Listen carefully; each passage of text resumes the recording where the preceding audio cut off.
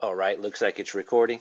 Hey, everybody out there in YouTube land. This is Sam Dennehy, aka Halfass Customs, and this is Halfass Presents, the podcast. And this is the What's Neat This Week, show number 137 for November 20th, 2020. I'm your host, Ken Patterson, the host of the Wait, What's wait, Neat show. what? Hey, what's going on? Who's on whose show? What's happening here? Are you on my Welcome, show or am I on your show? welcome to your show, Danny. Sam All Dennehy. right. It's awesome to be your guest, brother. Yeah, hey, I'm glad that you're here, Ken Patterson. Everybody, this is Ken Patterson. Famous Ken Patterson from What's Neat. This is see, talk about that forgetting. What's Neat This Week. I know, That's Sam. his show. You didn't tell me you were going to be here as a guest tonight. Yeah, that's so ironically weird. I didn't know you were going to be a guest on my show. I didn't know I was going to be a guest on your show. This is awesome. I would rather hang out with nobody but you. I mean, you are so respected in the model car Oh, part of the industry. I've been to RPM meets here in St. Louis, and I've watched how people look at your Ghostbusters ambulance, the amazing modeling ability that you have. And my God, the rat rods and that right. amazing garage that you built. That Yeah, garage is like your home base. yeah. That's what it was meant for to be. And there's a new one coming, the world headquarters. That's what we're going to call And it, I the world met you headquarters. at an RPM meet, and I think I've had you on two What's Neat segments, maybe two RPM shows. And in fact, you sat down here in the basement, and you were on the RPM show where we had all the guests lined up on the wall. That was probably 2 years ago. Last last year, 2019, Okay, I so was you sitting you down there. that was a podcast. You were on a Yeah, podcast, the What's Neat This Week podcast, right. and you were also on the What's Neat show at Model Railroad Hobbies Magazine. Yeah, So you've really gotten correct. some coverage, and you know why? That's because you make great models. Well, hey man, I appreciate that. And I wouldn't be as quasi famous if it wasn't for you. I mean, people I don't know I've about had that. people come up to me on shows, like train shows, say, "Oh, you're the guy from the What's Neat show." And I would only have gotten that because of you.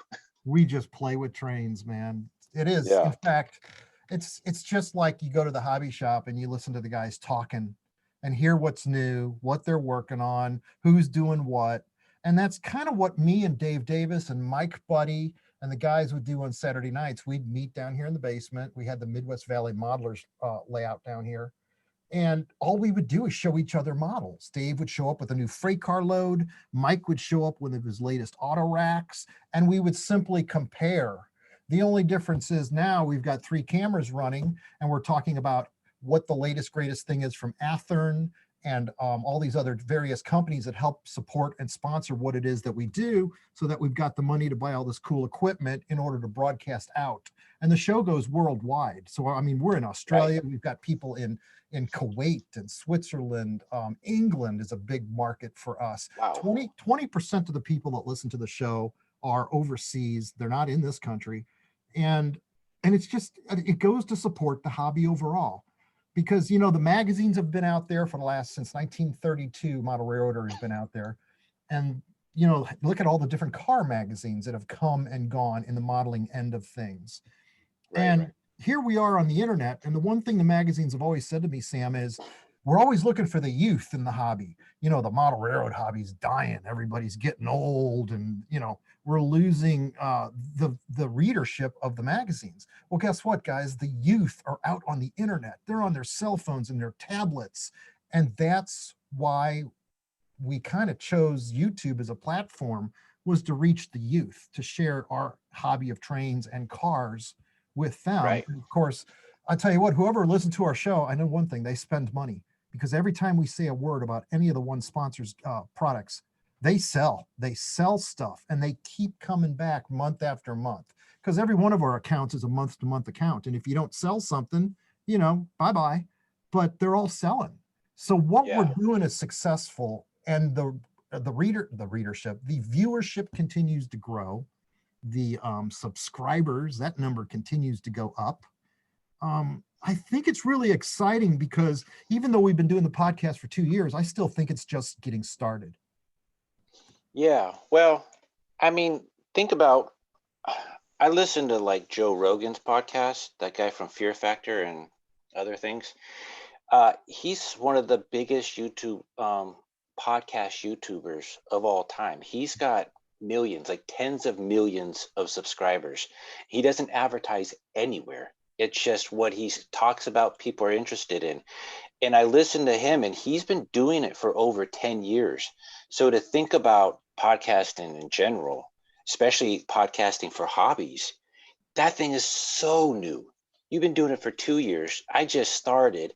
And the reason I started was because of you. And I saw another guy doing model car, like regular size model car podcasts with different model car builders. And I thought, this scale, the HO scale, is sort of missing the interview side of things, getting to know the model car builder, the train collector, the whatever, the hobbyist, Right. getting to know them more so than like, whatever the company's selling. I kind of wanted like an intimate one-on-one that I can share with everybody listening and watching to And kind of just get to know the person. it is so much easier to do it when you've got one-on-one. When you've got a table of 4 or 5 people, or the prototype modelers meet, we got 10 people lined up, and then you got 4 people on the screen. Dude, it's Right. chaos. It's really Oh, I'm difficult sure. to allow everybody to have enough time to speak, keep it coherent, and not make it too confusing for the viewers. So Right. there's nothing better than an intimate one-on-one, providing you've got somebody who's got enough to fill the time allotted period that you've got.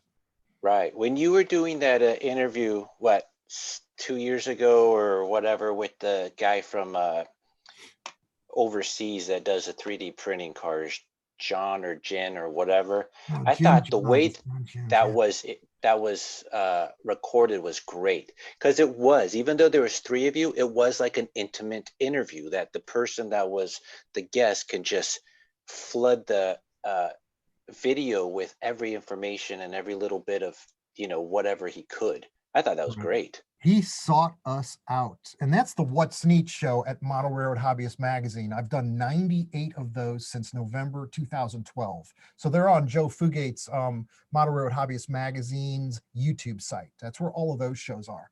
And his name was Jens John, I Yeah, believe. something. Jens, Yeah. Jens. And he just, I guess he must have gotten hold of Michael Buddy. And then Mike I'm called me and said, look, this guy is flying from Europe to come and be right. on the show. I'm like, that's a $3,000 plane ticket. Is this Yeah, guy for real? easy. And he's like, as soon as he got here, he was like, no, you don't understand the reach of what it is you're doing. People see it. And he was making 3D printed vehicles at a Yeah, time when the technology was very, let's just say it was crude. not as crude, good word. It wasn't as Yeah, good as it was now. not nearly. I remember saying, "Hey, there's rings like a tree rings on the model," Yeah, and you can see the age of Mike, that car. yeah, Mike's like, "Don't say that." So, That car is 63 years old today. but Mike would take those and sand those down and make those smooth, and then he Oh yeah, started he using made this magic out gentleman of them. started using shapeways to do his models, and after that, and I don't know, I haven't seen his stuff or paid attention. Is he still around? Oh yeah, he's mad about cars on Shapeway. He is the leader in American vehicles for 3D printing. Well, There's no other that's awesome. person I've seen that has the variety of quantity of product that he has. Shout out to you. He's a great modeler, a super nice guy too, the nicest man we ever met, and he was gracious to hang out with him. We had some fun with him. I put on a saucerer's hat and I set up 1,000-watt lamp over there, and we turned it on and made it look like he appeared, Star Trek style in the Right. studio. I'm going to make him appear. Would it be neat, Mike, if we could meet this guy? And here I am. We were being corny, Yeah. but I was just But starting it out was with cool video though. to try Yeah, to it was right. cool. You did some special effects Hollywood style Right. and with the smallest budget ever. That's true. That's true. Very small budget. You were an independent filmmaker right then. So yeah, we've come a long way. I've got well past 10,000 hours of video editing behind me. And all that's simply done. I don't know that it's made it better, but it's made it faster to get through productions, because I don't do any live shows, because I always want full, complete control of the final product. As you can see from the show that we just did last week, show number 136, I ran the bloopers at the end of the show. And you can see Right. what happens when chaos breaks. You got to use a great big bell to knock out the words that folks don't want to hear. And Yeah. you can't do that on a live show unless you got a delay of 11 seconds. And then I've Right. got Daniel Coombs over there on the hot button ready to hit kill sound, but he's not, because he'll be reading his cell phone, not paying attention to what's going on. So Yeah. by And then then, that's if you even catch the word. If you don't right, right, catch right, it, right, right. So it's yeah. just it's much safer, especially when you are dependent upon your sponsors to keep the whole program going. Right. You can't afford to offend anybody. The reputational part of it is so important. I Guess know, what? I right? got news for you. I Yeah. have no sponsors. I have nobody depending on anything from this podcast. You can let loose and say whatever you want, offend the whole world. I don't care. Yeah, it's okay. I might run for president someday. I better not. This will be the one video that they dig up, the only time you let loose. And they'll edit it and transform it into like 10 years worth of just the horriblest stuff you could find. Well, shoot, if you were here, we'd be lighting a bonfire in the backyard, watching the Garden Railroad run, and you'd probably be out there driving some of these vehicles, because that's just why I've got these cars. I've Yeah. used these in Bachmann photo shoots for the 120.3 scale models.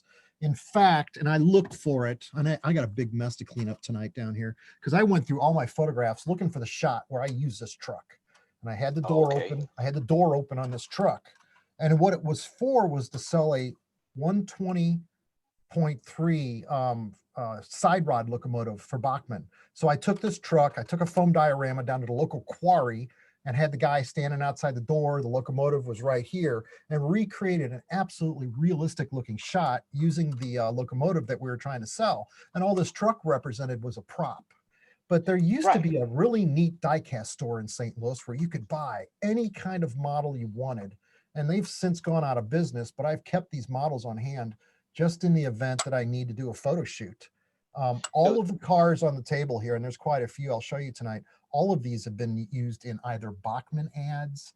Um, I did the Wathers series, the automobile series of photos, and I searched for this shot tonight, and I don't know if you're gonna be able to see this or not, but I oh yeah, we did can see it. the automotive series for Wathers, which included the car dealership. So I had all those Ford Escorts lined up in the car dealership and had sale signs on them and had the people walking around. It was such a fun diorama to build.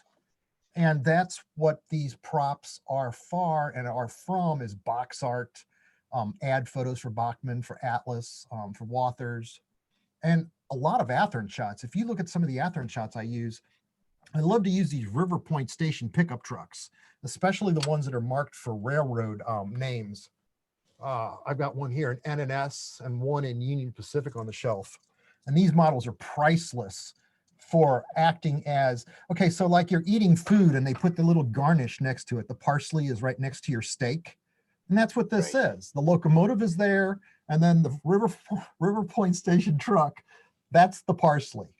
Yeah. Right. Yeah, it's the decoration of the Right. whole entire scene that you're shooting.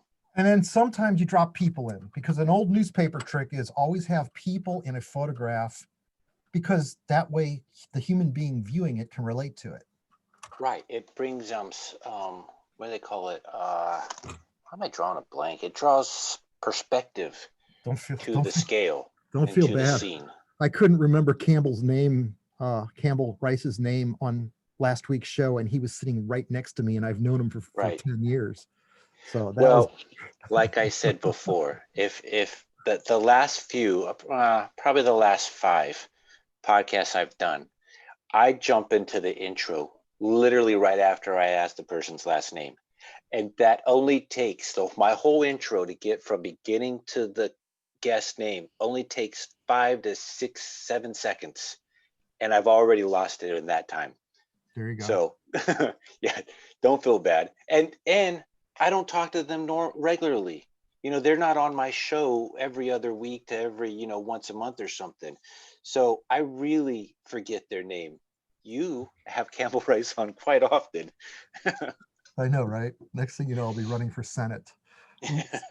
So there's a lot of great kits out there that aren't available anymore. Remember Jordan? Jordan is no longer a company that's in business. And if you Which is find sad. these on eBay, these things are worth a fortune.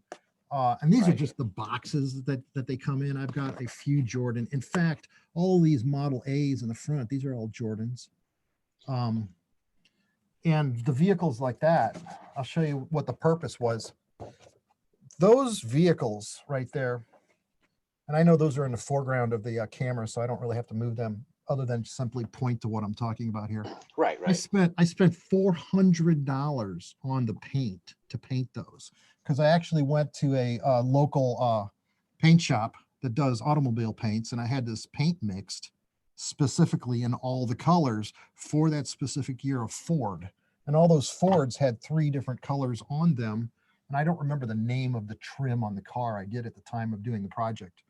But again, those cars were not only for a good article in Mainline Modeler about automobiles, but they also created this shot, which I'd rather bring on the computer screen than to hold up in front of a camera, where you could see the cars are in a city scene and they have absolute complete credibility. I also see a micro engineering Wheelworks truck in the shot. The guy's loading it with pallets. But if you do shots like that, you use MV lenses for the headlights. You make sure you put license plates on them. You make sure you put drivers. It's so important to put drivers in the Oh, shot. 100%. And 100%. if a car is going around a curve, or even if a car is parked, tilt the front wheels just a little bit. Don't have them be Yes. straight. It's 100% correct. those little extra things. Mike Buddy got me started on doing something, and I've got one car here. You've seen it in a lot of different photographs where the guy's standing with the car door open. So we took the side of the car, cut the door open, and it's just another trick, just something different to add something different to a photograph. Because Right. the whole key to an ad photo is to get you to look, to get your Yeah. attention. Because if you do Well, that, then we got you on the page. I just received 2 weeks ago, I think it's 2 weeks ago, from Indonesia, the Ghostbusters figures in 187 scale Ooh, to cool. stand next to the car. So there's 4 of them, and they stand right next to the car because the models I use from Mad About Cars is pretty much a solid car that has a hollow inside. And the hollow inside allows you to put the microchip in there for all the lights to work and everything, Okay. which I'm good for. I don't care that it doesn't have an interior, but because of that, the figurines stand right outside, and I got to make a scene for them now. But yeah, to add figurines to any scene with a vehicle, it just makes it more realistic, even though it's not real. It's a model, but it makes you feel like, oh, I've seen that somewhere. I've been there before. I know what's going on there. Right. So without people, figurines, it looks like an empty parking lot, I like even how if you you were trying to have something happen there. I like how you've always done the Hollywood format of following Hollywood movies. You know, the Bates Motel, the Mel's Diner. I mean, the DeLorean, Back to the Future. I can't wait to see you finish that trestle shot where the steam engine's midway off the trestle, Yeah, and right in right. front of the steam engine is that puff of smoke, and there's the DeLorean disappearing into the next zone of time. I so have modeled that in my head so many different ways already. I've got different Right. ideas, but I'm not going to do it until you do it. Well, I don't know how I'm gonna make the car disappear. I know I saw there is a YouTube video of Easter eggs of Wonderland in Germany, if that's how you pronounce it. Um, and they have a Back to the Future. They have 2 Back to the Future scenes. In one scene, the car like flips, so it's sitting on the ground, and then the ground flips, so then the car's disappeared. Okay. And I thought, you can't do that in midair. So how would you be able to pull something off like that where the car was, or even on a trestle? You know how hard flipping a part of the trestle would be just to hide what's maybe underneath it? You'd have to flip it to where the car sits underneath the trestle at that point, or like in the trestle beams or whatever. But it's I not going to be easy. I focused on the locomotive. The locomotive's already a scale 89 feet off the trestle and Yeah, sailing at that downward pitch. That right. locomotive is being held up by 2 clear plexiglass Yeah, rods. That could work The just fine. DeLorean is going into a circle, almost like a smoke. Somebody's blowing smoke rings, a smoke Yeah. ring of cotton with LEDs lining the inside of that smoke ring so that you could create Yeah. that flash. Right. Right. Yeah. And you're probably going to take a DeLorean and cut it in half. Yeah. Which I can. The Shapeway, not mad about cars yet, but Shapeway has a guy that created a 3D print version the same way the Ghostbusters is a full solid with the hollow inside DeLorean. And Right. I've got two of those.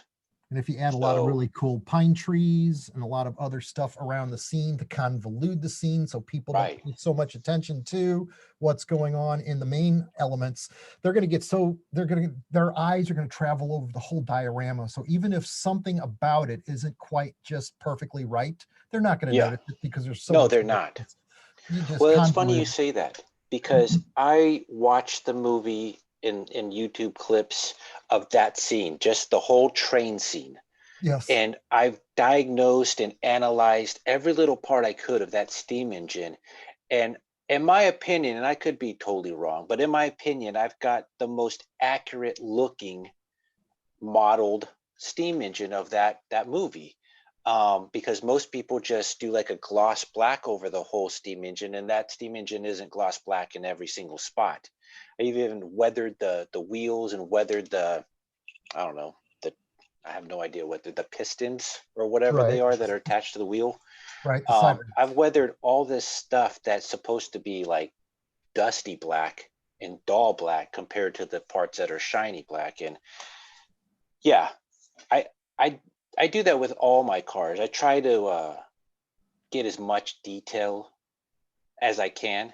And a lot of it probably goes unlooked at because you just see one thing and you're like picture it as a whole. And you're like, oh, that's awesome.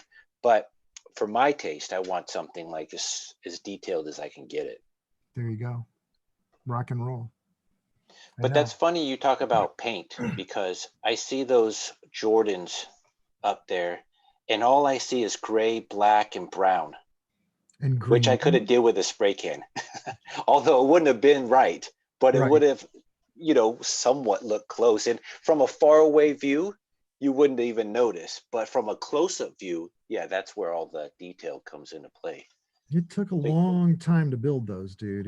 Those models oh, take a Jordans, yeah. great deal of time. Yeah, no, they If you do. take your time and you're using an airbrush, you can't use canned spray paint because it just comes out Right. too crude. Too thick. You've Yeah. got to really be able to have your air and your paint mixture. A double action airbrush is truly the best way to go because then you can limit the amount of paint but increase the amount of air or vice versa for the flow. And then the other Right. important thing is how you thin the paint as you spray it onto plastic. You've still got to put on a barrier coat first so it doesn't etch the plastic when that lacquer based paint goes on. And I'm still Yeah. using lacquer based paints down here as much as I can. I don't like the water based paints because I can't get them as thin as I like. um, Oh, okay. I used to be a big model railroader with brass, and I was a brass painter. We would even sandblast our brass models just to get the Ooh, clear coat off of them because the clear coat that comes on a factory brass model is already covering up some of the etched details that I want to have be more accentuated. So that's why we would interesting. sandblast these models before we put on our scale coat paint and decals and make them right. So I was Yeah. very particular about that, but I also did that professionally for a lot of people. So I wanted to do very good work. Cars, obviously, you can get away with a little bit less perfection because you're still going to throw dirt and weather these cars. Right. Yeah. It's very rare unless you were in, I mean, even then, say those are 29 and 1932s sedans. There weren't very many paved roads out there, and even the paved ones were covered in mud. Right. So those cars are always dirty, always. And they didn't And have car washes. People didn't right. think about needing to wash their car back then, unless you lived in some high-end Beverly Hills area or like the Hamptons or something. And That's the only places that had nice looking cars. hence the thin tires. So that's why they would do that. Right, yeah, exactly. So let's No, see. those are cool though because I've built several of those Jordan sedans, and the sedans compared to the coupes, those are a pain in the butt. Each panel is individual, I've got a And the quick roof one is too. individual when Right, the sedan is all one molded piece body. right. So yeah, the sedans are, I love them, but they're You they're you more remember for the modeler. you remember these, right? These are I the do. cars that Walmart was selling. And so Mike Buddy and I would go to Walmart and we would go to each store everywhere. We'd visit I went to Huntsville, Alabama. We would visit as many, and then we'd stock up we'd buy them by the case. We'd fill up our cart Wow. with 4 or 5 cases of these. I mean, they were selling them for like $3 a piece. But Yeah, they're super cheap. eventually they got into the dollar aisle where you could buy them Yeah, for they a dollar did. a That's piece. when I started buying them. So I bought enough to do 11 auto racks. Like this is a Mike Buddy auto rack here. So the plan was to do, and this is an AccuRail auto rack. I want to do 11 of these painted in the Ford color. And if I'm remembering right, these are 1974 Fords. If I'm right, I might not be right on that. It could be 78s. I'd have to look. Um, They're but probably all then the same again, body style. you're using prototype books for research to find out what colors Ford actually used, and then you're going to the. And here's the point: if you get the colors absolutely right, and I don't mean come close, I mean nail it, and you do an auto rack train, anybody who ever saw those in real life back then, it will immediately pop in their mind because it'll be accurate, it'll be right, it'll bring Right. back memories. You only Oh, remember definitely. the Ford red, and the Ford blue had a certain shade of blue to it. And that's my goal, was to get it right. Yeah. Well, that's like the Chevy 327 small block V8. You get a Chevy red. It's not red, it's orange. And Mhm. most people wouldn't even know that. Like most non-car people or even millennials, they're trying to get into cars today. You wouldn't know that it wasn't actually a red color, but they call it red. It's a Chevy red engine, and It's it's not interesting. red, it's orange. These are But some of my Mopar did the same thing. Mopar had a crazy plum colors all over their vehicles and all kinds of like pastels. Is Mopar really changed up the color game for sure. They did that for sure. Absolutely. Yeah. These trucks in the front are some of my favorite alloy forms vehicles. And there used to Model Railroad Ding magazine. That's what it was called, Model Railroad Ding. Randy was the editor of that, as I recall. I'm blanking out Randy's last name, but Randy started a car division in the magazine where he wanted to just focus on cars. And this was some Yeah. years back, and I actually had probably a copy of that down here, but I don't know if I brought it out tonight for this show. But I actually did those vehicles for his car segment. And the alloy forms vehicles come like this. They're a pile of white metal. You know, you're just getting 4 tires and a bunch of white metal pieces. And Right. you're Yeah, I sitting got there quite a few of those. you're sitting there with a file for 6 or 8 hours, filing and sanding, and Right. then you're finally assembling, and then you're drilling holes for the mirrors and the other details, of course, that you want to add that don't come with it: the lights, the front lights, the rear lights, the license plates, the truck antennas and mirrors, the Michael Buddy Scotch tape windshields. Ah, the best ever. And these And models are he, probably 15 years old, and the Scotch tape windows are still good on them. right. Yeah, as long as you can keep them from, if you were in a super dusty area, like if you left them outside in a dirt patio or something, if you can prevent anything but that or everything except that, then those windows will last forever, That's cool. probably. I, that was one of the best tricks Mike ever taught me, and he taught me a lot of tricks. Another good trick he taught me was oil paint weathering for trains. It changed my life, the way I weather things. It really did. Yeah. Michael, I I'm I'm a spray painter. I don't put or and if I don't spray paint, I'm using nail polish for my candy colored paint jobs, right? my rainbow colored ones, and I use that straight out of the bottle. I don't dilute it or nothing. So am I missing a whole shit ton of detail? Probably, but for the most part, you know what that car is when you see it. Like Right. if I did a 59 Cadillac, you would know what that car was no matter how much detail was probably missing Can you say because of how I bake it. can you say shit ton on your show? I don't have anybody I have to make sure doesn't hear this. Here's a black truck, just like you're talking about, with the drivers in it. I see. Oh, I see nice. that. And of course, loads. It's another thing you can do these. I got Yeah. loads in this. And I also put, what is it, that tarp that they call that? I modeled Right, right. whatever that Yeah, thing's like the called. dirt tarp. Yeah, that Right, that works sometimes. right. Protects other cars and traffic, I guess, is what that's for. Yeah. Although what they know, but what doesn't get protected is all the dirt falling out of that door. Yes, that's right. Those are the They ones need another net for that. those are the ones that crack your windshield. Yeah, And making windshield cracks on plastic models very easy simply by making a star with an X-Acto knife on your front windshield. right. Yeah. Um, I I, haven't done that, I but used to I mean, drive I a know how easy it is. I had a Toyota 4Runner for the longest time. I think I drove that Toyota 4Runner for 17 years, and they never made a model of it. They never made a model of a Supra, and that was another car that I liked. Finally, when I got my Excursion, I think Jens Jan made this for me and sent it to me. This is my Excursion with the lifted tires. I never did paint it. And if we were doing a video show where I could drop in photos, I could show you this Yeah. model next to the actual prototype truck that I've got. And recently, I'm so glad about this. River Point Station makes my Ford, I think that's called an Expedition. Right. Yeah. They don't make the Excursion, but they make that Expedition, Right. And I got which the is white, close, and but they got my pearl paint white just right. So it's really cool to actually finally have a model on the layout of a vehicle that I actually drive. I love that part of it. I've been waiting 30 years for that to happen. yeah. Well, here's what's funny too, because of the scale that we typically build in, or we're more famous to build in, um, that Expedition compared to the Excursion, 90% of people won't even know the difference. So you could say this is an Excursion, not an Expedition. They'll be like, okay, yeah, you're right. Right. So it doesn't even matter, as long as they understand that it's a Ford, a huge SUV.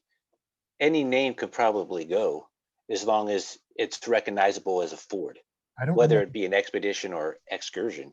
I don't remember the name of my truck half the time. I'm like, people are like, what do you drive? I'm like, I have to, You Daniel, got a what do right, I you got drive? a rare truck, buddy.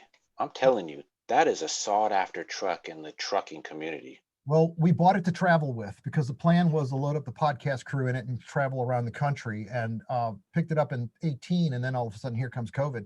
We did go to Right. Colorado with it. We went to Deshler, Nebraska with it. We went to Colorado 3 or 4 times and did shows out there. So we did get a little bit of traveling in with it, but the whole point was to travel because the old Yeah. Excursion was getting old. It's a 2003, and I just didn't know if it was going to be, unless I poured a bunch of money into it, be worthy to go on the highway and be safe. That's the one I'm thinking of. That Mm. 2003. That's a rare truck because they only made it for so long and then they stopped. It's going up in value sitting on my driveway. I still have Right. it. And in fact, I Good. had to jump it last night to start it because I haven't driven it in 2 months. Last night, I put a battery charger on it and I fired her up and I took her down my road, turned around and came right back up just to hear the motor run and just to feel what it Right. feels Is like it to a start up diesel and off. engine? No, it's like Oh, V10. okay. V10. Holy crap. So I had a 99 um, Chevy Suburban, big square bodied. And that thing, I think, probably had like a 26 or 27 gallon gas tank, and it took $100 to fill. We never filled it because it just took too much to fill it. And I think I can imagine that Johnny yours, Lightning makes that car. They the make Suburban. yeah, they make Oh, the yeah, they Suburban, do. the Yeah. I don't 1/6 care about Ford that. scale. And Right. It's too big for my care. right. I know that Mad About Cars, Yin Yan, he makes that 99 Suburban though. I'm thinking about possibly buying one just so I can have a whole lineup of the cars I used to own. I keep looking up here behind because I've got a lot of my automobiles lined up here. You can't see it because the TV's in the way. If I turn the TV sideways, there you go. The viewers out there can see I've got so many of the cars up here that aren't in the tackle box because that way, Right. if I'm doing a photo shoot for whatever scale or whatever company, I just reach up here and grab what I need. Yeah, So, that's perfect. and plus, if Athearn brings me more fire trucks or more buses, I have a place to put them. So it looks like they're on display for our show because all these shelves in the background, this is actually our background that we use for doing the podcast. Yeah. Really? I would have never noticed that. I'm glad you said. I've clearly never seen this show You that obviously, I'm on or you're on. right. You watch the show, right? And all it is house dimensional lumber. It's 2x12s. Oh, Two by that's 12. awesome. It's heavy as hell. and I anchored it to the walls so that in the event my kids would ever climb them, that they wouldn't fall and kill the kids, because that's pretty damn heavy shelving. But And it for sure, all the viewers out there, right behind that wall is the staircase to go up to the upstairs of his house. true that. And another thing, all those trains on the shelves back in the background that you always see on the show, those trains, those shelves were not built for trains. Those shelves, which are nothing but 1x4, 1x4s, stair stepped like this, all right? Just like that. They are built to hold my Johnny Lightning cars, because I have quite a Oh, collection of Johnny Lightning automobiles.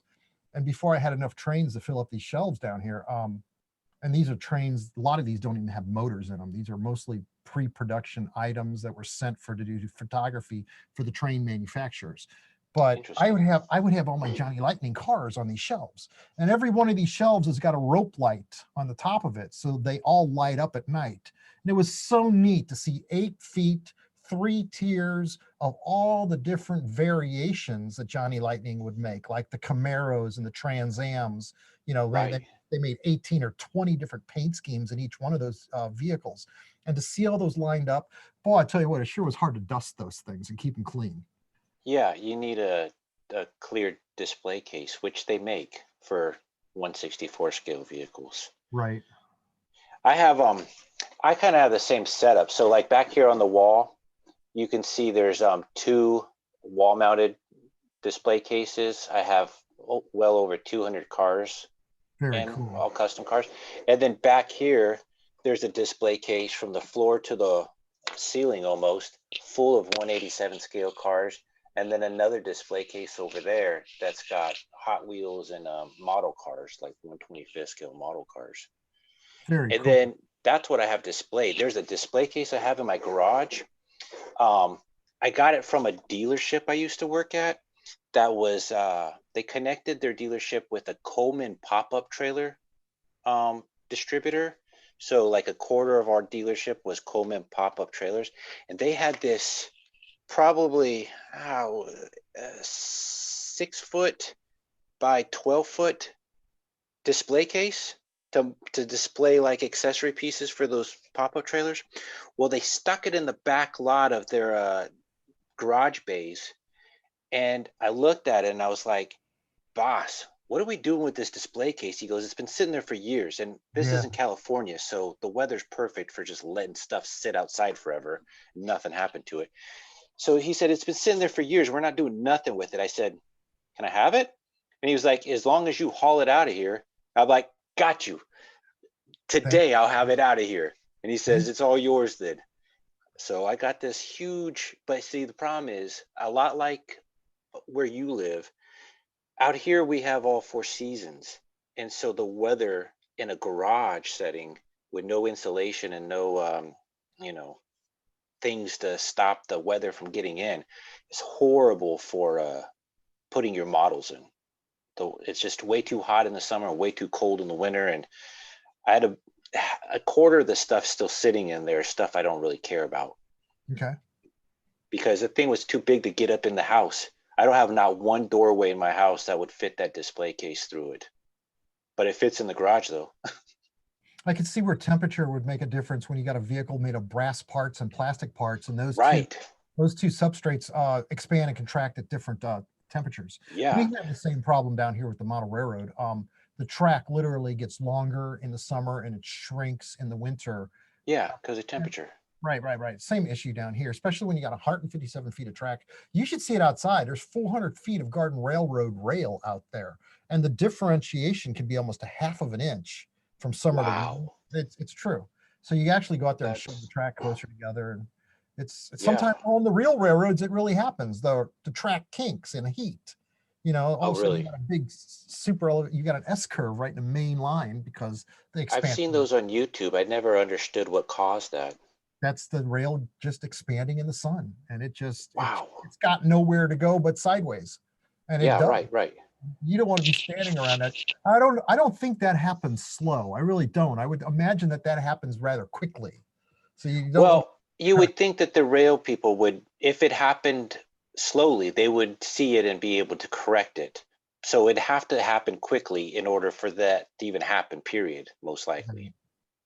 Yeah, not an issue. So what do you like to make your roads out of? If you make roads to drive your vehicle Oh, on, no lie, there's a module here, and this road is, it's a roll of like cardboard road. I don't know. Like where the Ghostbusters car is, it's a millimeter thick and it rolls up and it's a piece of junk. I don't make roads. I have them built for me and then I just lay them down. okay. I should make roads though, but I should do a lot of things. I don't. Well, you're doing a podcast. That's something. And Right. there's certainly enough small companies in this industry that make mom and pop companies that make parts, detail parts, make Yeah. cars. Whereas you build up your audience, and there's no reason in the world why you can't start bringing in sponsors. And now you've got a budget where you can travel to this museum or that hobby shop, or get this microphone or get that camera, and keep building it up until you grow it into something where, it helps pay for the hobby is what it does. Right. Well, after talking to you the other night, I'm gonna look into that. I was literally thinking about getting the owner, if you want to call him that, the owner of River Point Station, to see if he wanted to talk about his vehicles. I'd like to do vehicle reviews or even building reviews. Like I want to do a review section, like playlist in my YouTube channel, where I'll take them completely apart and show people, if you want to customize this thing, if you want to repaint it, this is how easy it is to take it apart. Because you look at the River Point Station Ford pickup truck there, the one Mhm. that's all lit up. Oh, Those wow. rear taillights Yeah. are ridiculous to get out. So you want to get that car unpainted and unbuilt so you can then paint it. Oh, Right. you got that box bed on the back. You get the regular bed, like the white one beside it. Yeah, that's over near the side of the Those basement. I didn't bring tail it over lights there. are horrible to get off of that tailgate or You're talking about like, that bed. right, Yeah. that one right there. Those. Unless they were put in cheaply. You get them from River Point Station, Their they're paint, the hardest thing ever to get off. the paint that they do is so beautiful, isn't it? Yeah, it's great. I mean, their blue looks just like Ford blue, and their pearl looks just like Ford pearl. So Right. hats If off to I them. wasn't into customizing so much, I just leave them the color they came. But That's my number one pick vehicle to use in Athearn ads, because Athearn stuff is usually ultra modern locomotives and things like that. right, yeah, Those yeah. vehicles just work so well in photos just like that. Oh, they do. They most definitely do. And the body itself, besides the grill and the headlight section, but the body and bed, for the most part, has been the same for the last 10 years. I mean, with minus little details like the front end, like the grill and everything, but the body itself, Right. yeah, it's pretty I'm much going the to show you same some thing. photographs, Sam. I'm Do on it, do it. I'm on 20 feet of cable here, so I can move around. Awesome. Let's do a show and tell. Show and tell. Okay, let me put them. I know we don't do this on the podcast. No. Everybody, this is the segment where Ken shows and tells in Ken's neighborhood his photographs. Here we're strolling along, and Mike Buddy shows up with this. I'm going to guess it's probably a mixture of. Oh, who makes that cab? Do you know, Sam? Look at that cab. Greg Dixon, maybe?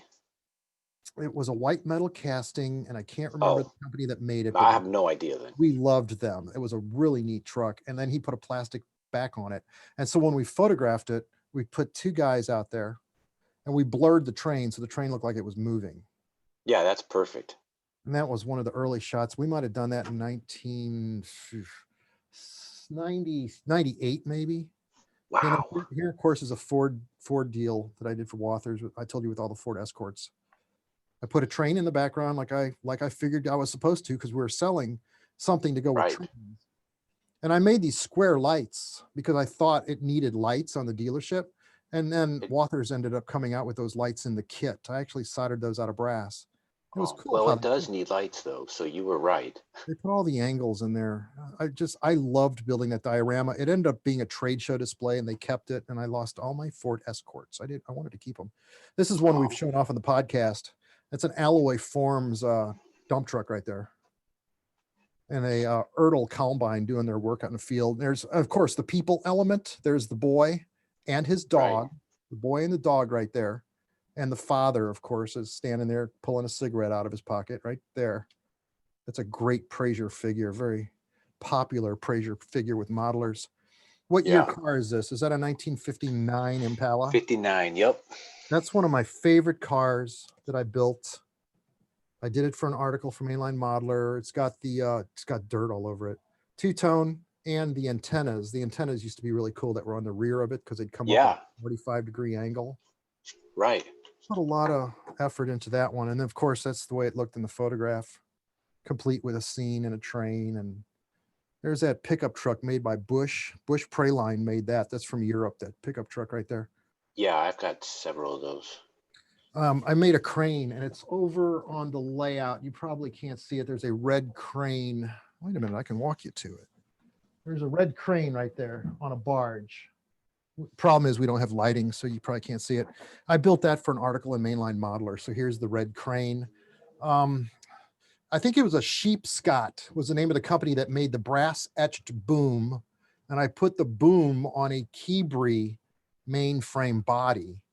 And I built all the tracks out of individual pieces of styrene just to form the tracks. It would look about right. Of course, there's Alloy Forms vehicles in the shot, creating a city scene. And this was a cover for one of the railroad magazines called Mainline Modeler back in 1998 or 1999, I believe it was. Wow. Now, I'm going to talk about something else, planning for setting up a shot, because I used to really put a great effort of planning. So here I've created this brewery building from Wathers, and I wanted to create a cover shot for the magazine. So I set up a bunch of props real quick just to get the idea of how the vehicles would lay out in the scene. But these were not the vehicles I used for the photo because everything was too bright. It wasn't subtle. I wanted all the vehicles to be colored the exact color for that year that I was trying to depict in the photograph. Yeah. So what I did was in fact, that's when I made the 59 Impala. You can see it there, and the pickup truck. Now look at the difference. I'm going from the bright vehicles to the more subdued cars of the era of the time, where you've got, and these are actually painted with automotive paint to the right colors of the year I was trying to pull off in this shot. A lot of Alloy Forms vehicles there. And of course, this is an inside setup for the shoot. Here was me and my wife setting up the shot outside, and the vehicles, the placement of the people, everything was important. Even the guy holding the flag, there's a flagman right there flagging the traffic so that the train wouldn't hit the cars. And then the final product, here's the final presentation, the cover of the magazine, and how the final shot came out in full outdoor sunlight. Once you get the colors of sunlight, it lights up all those MV lenses and hubcaps and all the silver chrome foil bumpers. I mean, the sun exemplifies everything and makes it completely believable. That's when you make somebody grin and you know that you win because you've pulled it off. And you definitely did. Having the colors that way is so much better than having it that first way. Yeah, let's go. Like 100 times better. And the first shot is shot outside too. So here's a good example of the first shot, the colorful setup, just basically figuring it out. The first shot right there. And then like that red truck. The red truck looks like a toy. It does. The yellow rig could possibly be a toy. And then you go to the real looking photo and it actually looks like you took a shot from a real building and a real scene that was happening somewhere. I know. I mean, that looks like a real actual scene, which is what you were trying to do. We used to really, really get into it, man. We really got into it, even the shades on the building, we really got into it. We really tried hard. I tried hard because I knew this would be the cover of the magazine. I didn't know how it paid off, man. But I think it paid off. Credibility. And that's the way it was, the practicing of doing this, the practice of all this that allowed me to start convincing the manufacturers that I could do ad photography for them. Here's that boy and the dog again. I love using that little Fraser boy and the dog. And here's Dad plowing the field. And this was for an article I know, right? Check it out. Even the train and the barn. The barn is sitting on a pole in the background. All the wire trees are just there. Does the boy and the dog not age? Because I know there was a time lapse in No, between the other dude, picture they were no, in. they never age. The, the it's dog's it's the tail, Twilight Zone. all these things never move. The plow is scratch built out of brass stock. So I took some square brass stock and copied prototype photos. And I took a Oh, 1/64th toy from Walgreens and used the discs off of that toy to create the yeah, discs for this shot. And on the that's awesome. table is that tractor. It was an Ertl tractor. This is that tractor that's in the shot that I did for the photo, where I literally went to a John Deere dealer, like these, what is this? What do you call those, mud flaps or whatever? That's Called a wheel. scratch built out of brass. All the rear rigging for the hydraulics is all scratch built out of brass. Obviously, I took a second tractor and stole the wheels off of them, so I get the double set of wheels. Right, you have to.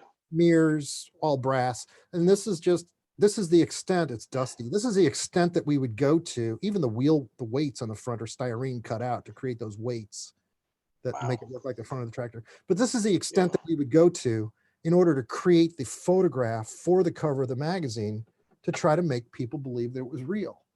And in fact, I got that one hanging up down here. Here's what the version looks like, all sun faded, hanging up on the wall Yeah. here for the last 1998. August 1998 is when I did that. And I literally did 7 photographs of that shot because I remember calling Bob Hunman on the phone and saying, it's not done yet. It's not done yet. Something's wrong with the photo.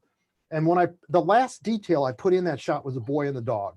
And when I put the boy and the dog in that shot, Sam, that's when I knew I had the winner. And he's like, Right.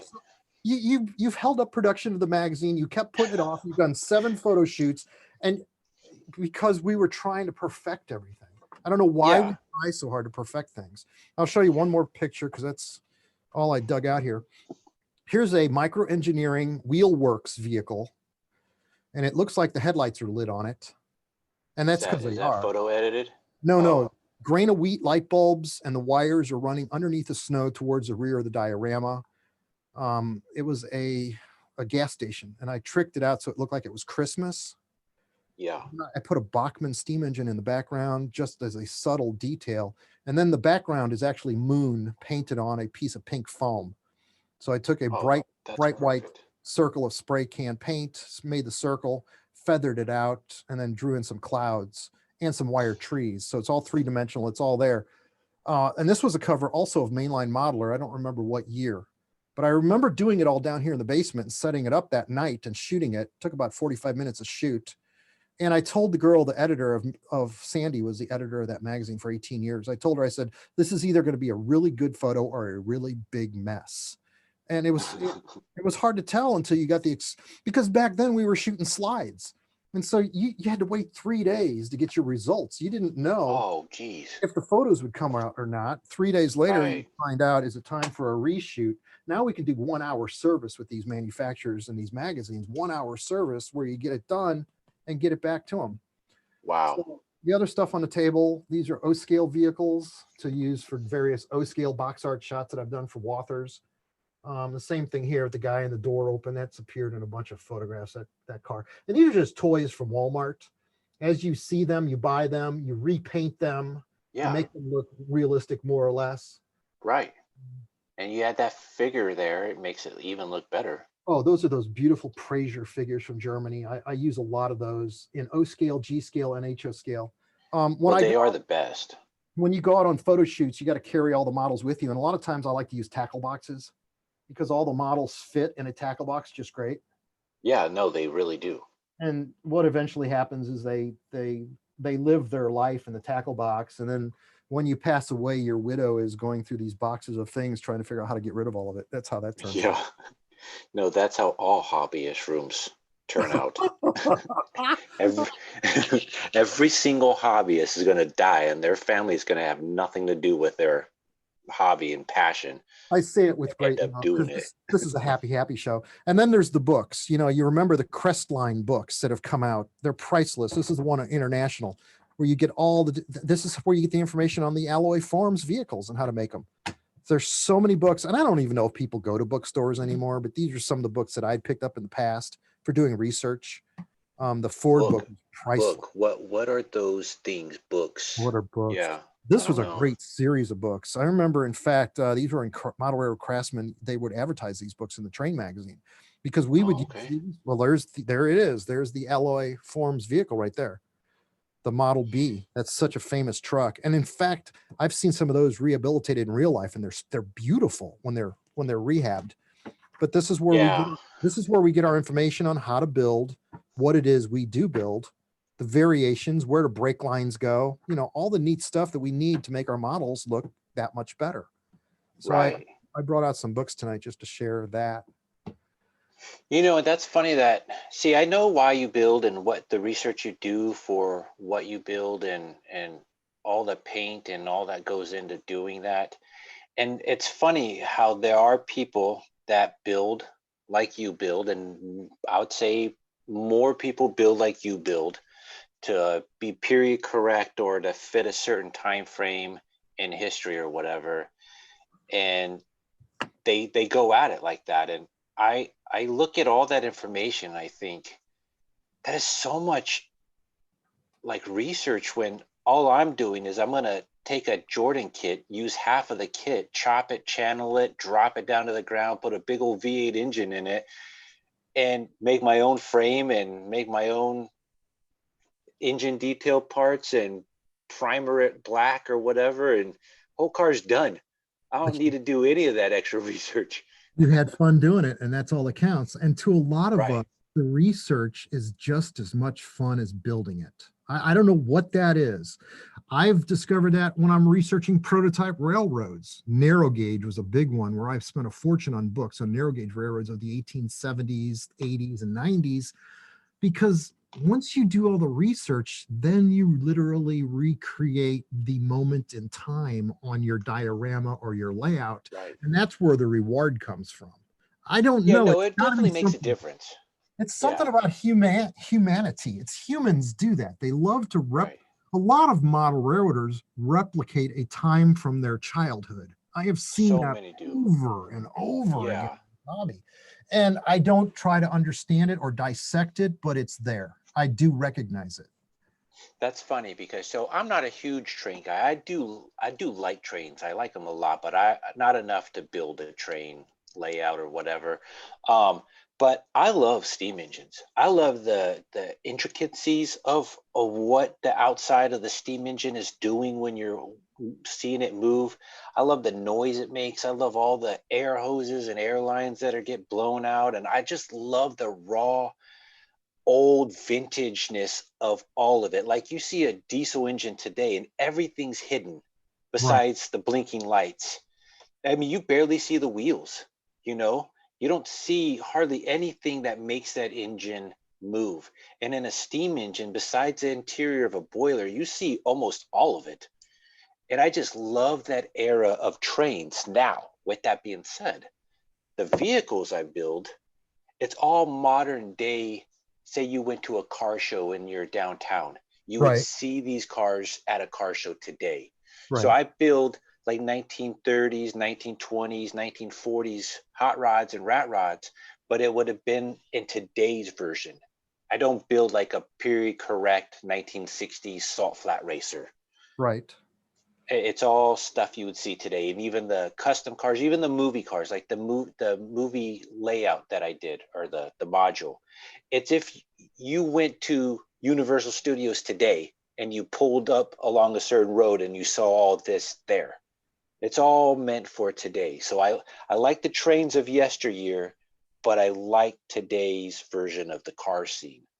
That's the So beauty of the hobby, man. It's out there for yeah, everybody, everybody's tastes. I mean, it right. used to be when Amtrak came along, oh, nobody's going to model Amtrak. It's ugly. Back in 1973, 76, you would hear that. But yet today, Amtrak is one of the biggest sellers in the model railroad industry. And what you Is it said about really? steam engines is so true. Back in the 50s and the 60s, the late 40s, the mid 50s, around 54, that's when the big steam locomotives were disappearing and the Right. diesels were taken over because it was so much more fuel efficient to just Yeah. pour gallons of liquid in a locomotive and go instead of spending 5 hours waiting for the steam locomotive to heat up before you could move. Yeah. So the old curmudgeons, the old guys, they'd love the steam engines and they would hate those diesels. Oh, those F units are Yeah. ugly. Well, I But even like that concept era, the in-between era of right. like the turbines and stuff. Those are Mhm. so neat. Yep. That Very true. all of that. eh, it's a neat time frame in train history for sure. And It's I want to see more often like the concept steam locomotives. There are a few of those out there, but an HO or whatever, but there's not a ton of them. You don't see them on people's layouts, but like the concepts that they were trying to work with, see what would work and what didn't work. Those are kind of what I like to see in steam engines too. I saw this one it was a 460, but the six had two wheels on the bottom and one in the center. okay. And you look at that and you're like, how did that even work? All I saw was a steel picture of it. I didn't see any video of it thing moving. It doesn't even Right. look like it could move. But I like that concept, weird, trying to figure it out stage of locomotives as well.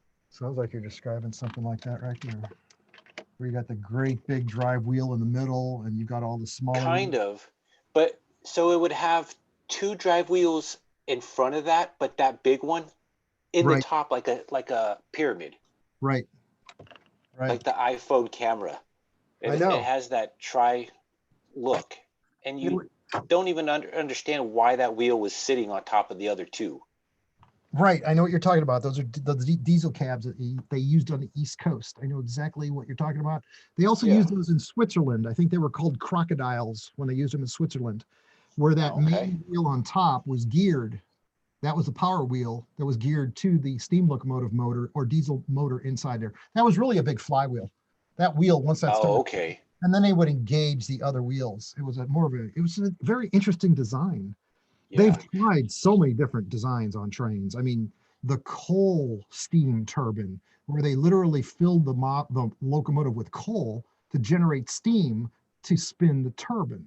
That was Oh, quite an elaborate experiment that Union Pacific had done early on. was that the steam engine turbine Yes, train? right, Okay, I've seen a steel picture of that too. right. That thing is insane because you Yep. see the steam engine mechanism on the outside, and you're like, how's this a diesel engine? What were they Right. doing? Pennsylvania Railroad did that with their, it's a very famous Line L train that they run, the Pennsylvania turbine steam engine, where it doesn't actually have it's just got side rods, but the side rods don't go into cylinders. There are no cylinders. It's a steam turbine gearing That's system that's driving crazy. wheels. They've tried everything. And the Yeah, beauty of it is the model manufacturers have made all these modelers happy by creating those models for us to buy and run on our layouts. right. They've really I covered see. the whole gambit. I seen one guy. I don't know where he's from. I think he's Spanish or I don't know where. Maybe he's in Spain or something. He had this. It's a steam engine bigger than the big boy. Although it's the same length. The only difference is there's three sets of drive wheels. So the second set of four drive wheels are underneath the cab and going into the tender. And that thing is amazing. I'm trying to remember what they called it. Did they call it a triplex? Shoot, I have Um, no idea, but that thing was awesome looking.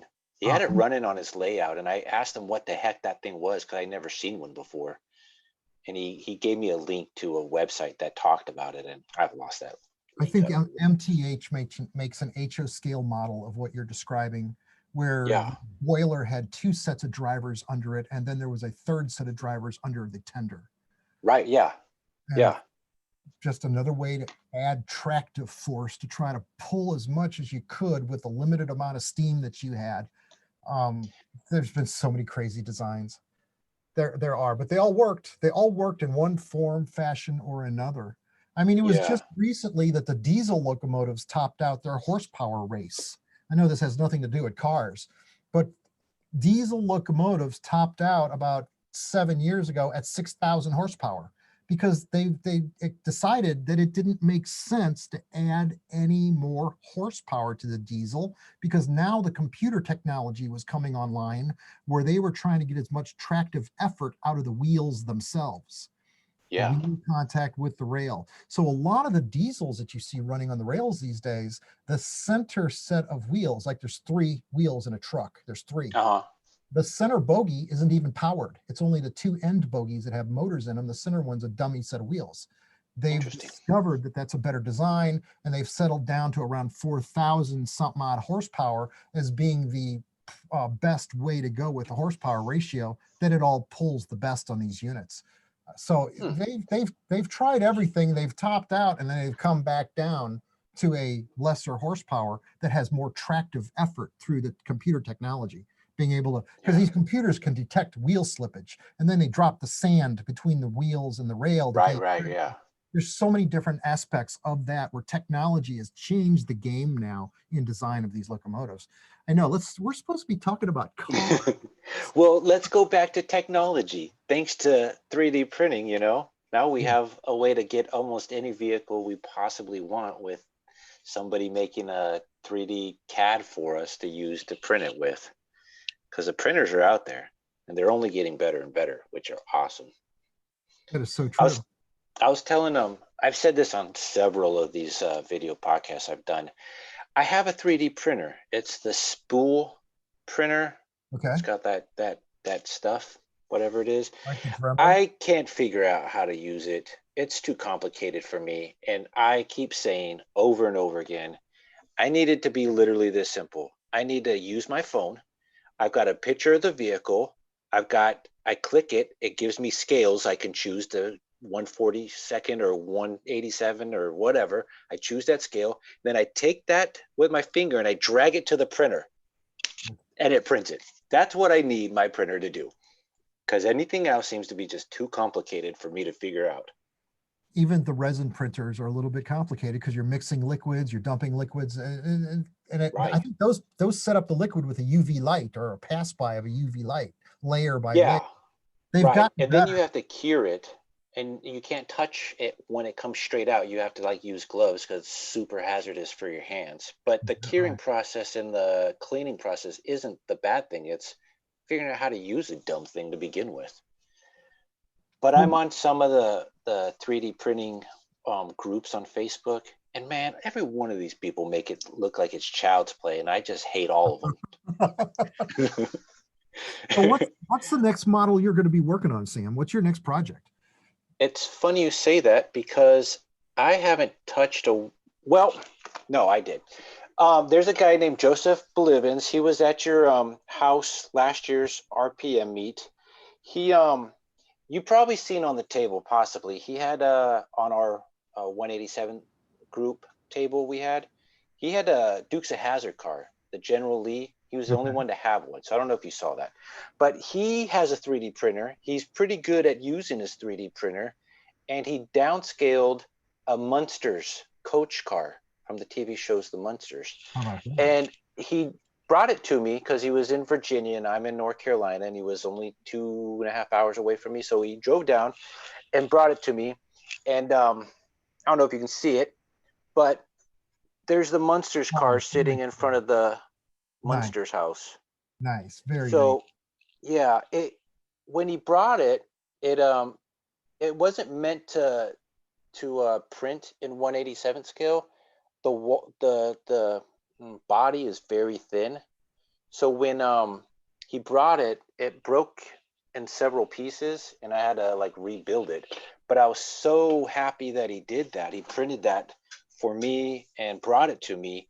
I jumped straight on there. I built it in a day, Right. painted it and everything, and I was pushed it all over Facebook, and I was super excited to have that. So that was the last one I built in 187 scale. I I've been stuck on a 125th scale groove lately. I Okay. I was building the world headquarters garage, and I got stuck on a part that I needed to wait till like my weekend came, and my week just started.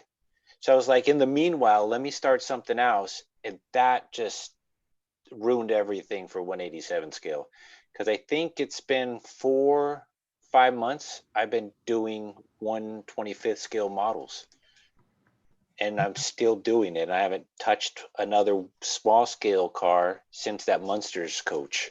Well, they're And it's certainly kind of driving me crazy. they're easier to see. That's for sure. They are easier to see. They allow for much more detail. And I've been putting tons of detail in these cars. I do multi paint jobs, like 7-layer paint jobs, where you're just adding silver for base coat, and then you're adding metal flake, and then you're adding candies, and then you're adding all kinds of other things. I've been going crazy, and I need to get back to 187 scale. What I need to do. I don't know. I never look at unless I have a client build, unless I'm building something for people. I don't ever have like a set list of what I'm building next. It's just whatever I end up grabbing and I feel. Like I have to have a feeling. Like I have this one car I started a year ago, and I wasn't feeling it a quarter of the way in, and it's just been sitting on a shelf collecting dust because I can't get the feeling of wanting to build it, and I don't know the direction I want to go with it. I think the next big thing that's going to change our car part of the industry is RC. Now, you remember Oh about yeah. 15 years ago or 12 years ago, Keyence came out with a semi truck tractor trailer that was radio controlled, that would be in 187 scale, and you could drive at scale speeds on your layout. And I had one of those. Dave Davis, we each had one of those. That's when he built his trucking facility diorama and went crazy in the warehouse district. But the problem with those was the batteries weren't NiCad batteries. Oh, no, I'm sorry. They were NiCad batteries. They weren't lithium. So they would develop a Oh memory, and as the memory developed in those models, the truck would not run very long at all. I got down to a runtime of less than a couple of minutes. Uh, wow. Now, Joshua Barton bought a VW bus in HO Right. scale that you could literally parallel park on the layout. We've seen Ed Richardson on the What's Neat show show up with his tractor trailers, and he takes the River Point Station trucks and puts the German and European gearboxes and transmissions in them and wheels on them and differentials on them and servos so that you can steer and drive the River Point Station trucks on the layout. I'm blanking out the gentleman just out of Chicago that would come down here. And he also shared a lot of models. Man, Mike Buddy's going to kill me for not remembering his name I offhand. don't know his name either, so don't feel I can bad. see I see his face. He's right there. Um, just an amazing modeler. Made great scratch built buildings in HO scale. Also is the gentleman that shrinks down 1/64th vehicles and 1/25th vehicles down to HO scale, because there is that compound that you can buy. It's available online, the rubber mold material that as you pickle it, it shrinks, and you can shrink it down to a certain rate to where you get the scale that you want. That's Yeah. readily available on the market. And that's how Mike Right. was able to get some great HO scale vehicles. Before the show's over, his name's going to pop in my head. Anyway, long story short, Right. he also showed us a four-wheel drive truck that was able to drive, and it had the differential and the independent suspension of the See, wheels. that's crazy. We're That's going to see awesome. that. We're going to see that coming, some manufacturer at some point in this country. It's all in Europe right now, but at some point, I envision someone in this country marketing a product that would be geared towards the HO scale and or the O scale market, where we can drive our vehicles on our roads now finally at scale speeds. And that'll lend itself to racing sets where you could race Right. scale speeds, which is actually kind of hard if you think about it. It might not look that fast like slot cars, but the skill is to win the race and get through the race. And Yeah. believe you me, I used to race RC back in 1991. I got involved in RC pretty heavily. I spent Oh wow. $2,000 just to beat the 8-year-olds. Uh, Right. um, but I see that coming to our hobby at some point, and I would say that we're gonna probably see that within the next 4 years. Uh, Probably. It's I getting don't, bigger and bigger. yeah. I mean, the Here's my European, thought. I just thought of this right before we started recording. I thought the RC cars, once they perfect the mechanism to get them RC, and it can be so small, it can fit in almost any vehicle. I think the next thing would literally to get those NCE controllers to control it, because it can control a full train, horns, lights, every single thing on that train. Why can't it be programmed to control whatever computer chip is making that car move as well? Light, horns, back up, forward, right? everything. We'll have the lighting effects, obviously, and we'll also Yeah, have sound in the vehicles. So you'll right. be able to have a sound chip in there where you're going to get the gear shift of the truck. And of course, every type of vehicle sounds a little bit different. They'll start getting specific to sound. And can you imagine the racing guys? They're racing their cars, and you get that throttled up V8, running Yeah. through the. I know that rock and roll throaty Here's sound. what's funny. Here's what's funny. I don't know if you know this in the real car world, but 2021, California is pretty much banning any manufacturer, Chevy, Toyota, whatever, from selling gas-powered cars in 2021. And I know another state is looking to do that too. I know several car manufacturers are already gearing their whole lineup to be electric. I'm thinking by the time that system's out, so they can NASCAR race, there won't be no sound. It'll be an all electric engine in That's those. so true, right? One of You my won't hear a V8. my neighbor 2 doors down has got a Tesla, and that thing will Oh, sneak up geez. on you, man. It Oh, doesn't. yeah. It's kind of creepy. It is creepy, It dude. just I've goes. seen several of those cars like near my feet just sneak up on me. I don't want an It's- electric car. I want my gas car. Just leave me alone and let me have my gas car. right. I Or mean, I'm not hurting nobody. It's just me.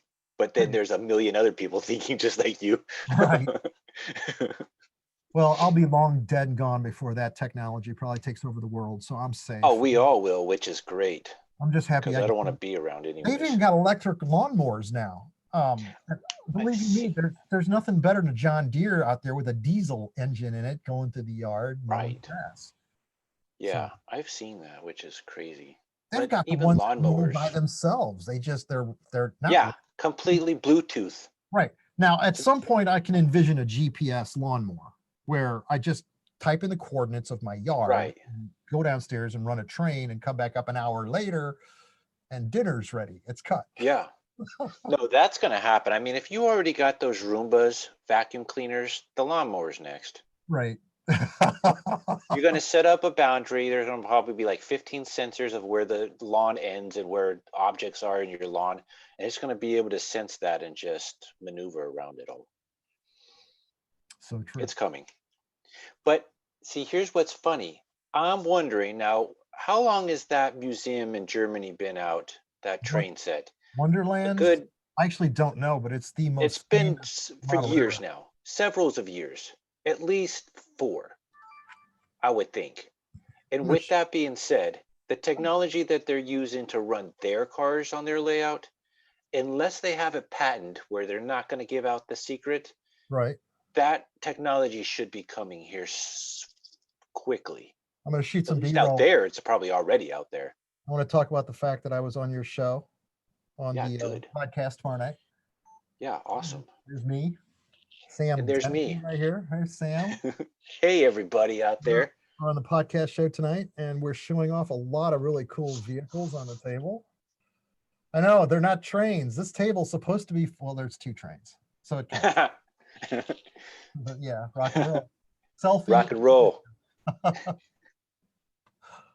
I know, right? How much fun is that? It is the most amazing thing to do a show on a hobby that I feel passionate about, that I really do love, and to be able to Yeah, share that with other people and then get readers' comments back where people say, you really made my day, or the world outside is doom and gloom, and the sky is falling. But when I get on YouTube and I watch you guys all in a good mood, showing your yeah, models, giggling and laughing, and having that interchange that you guys all have, that it just makes right. me feel good. And No, you it know totally what? does. That makes my day, that we can make people happy with what we like doing already. I mean, this is like a dream job if you think about it. That's so funny you say that because I am a huge comedy nerd. I love funny. Funny is what gets me through my whole day. Funny and models. When our And podcast is funny, that usually means things aren't working out just the way. right. And honestly, I think if I had the balls, the cojones to do it, I would be a stand-up comedian. Because when I say I like funny, there's nothing more that I like in a public setting than to make you laugh, to make you feel good, to make whatever's happening in your day. If you laugh one time, I feel like I did my job. If you chuckle, if you smile, I Right. love that more than almost anything. And with this pandemic, it's so hard because you're not in a public setting most times. But if I could have been a stand-up comedian, or if I still have time in my future to do so, I would love just to, even if one person in the audience understood what I was trying to say, I would love to do it.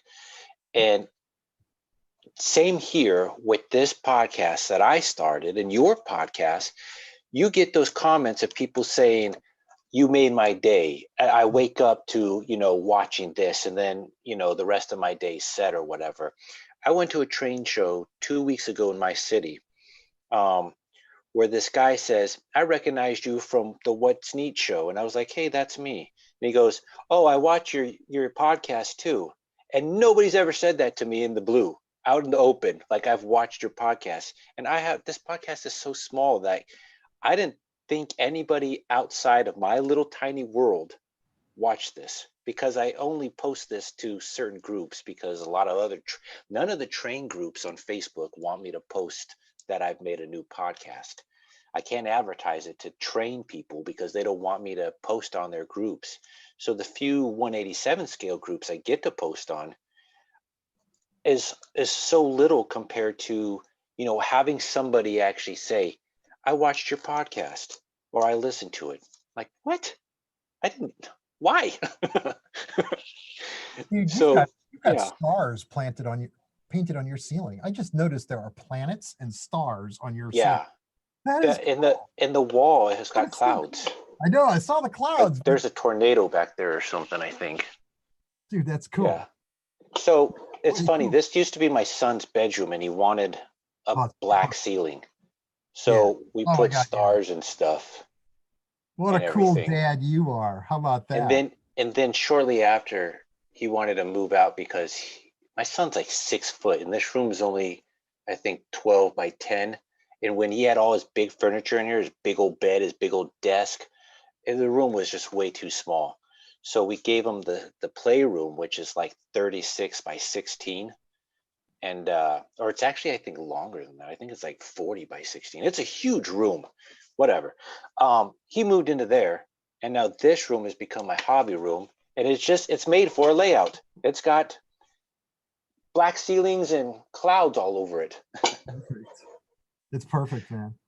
No, Right. I'm really happy about the success of your show. And I'm glad what you said before about making people smile. I always have said that about my photography, that if I show a photograph to somebody and I make them grin, that means I Right. win. You make you Well, grin. that one that you're holding right there, I like that one more than any of the other ones that you've shown. That looks like you literally were in that time period and you took a photo.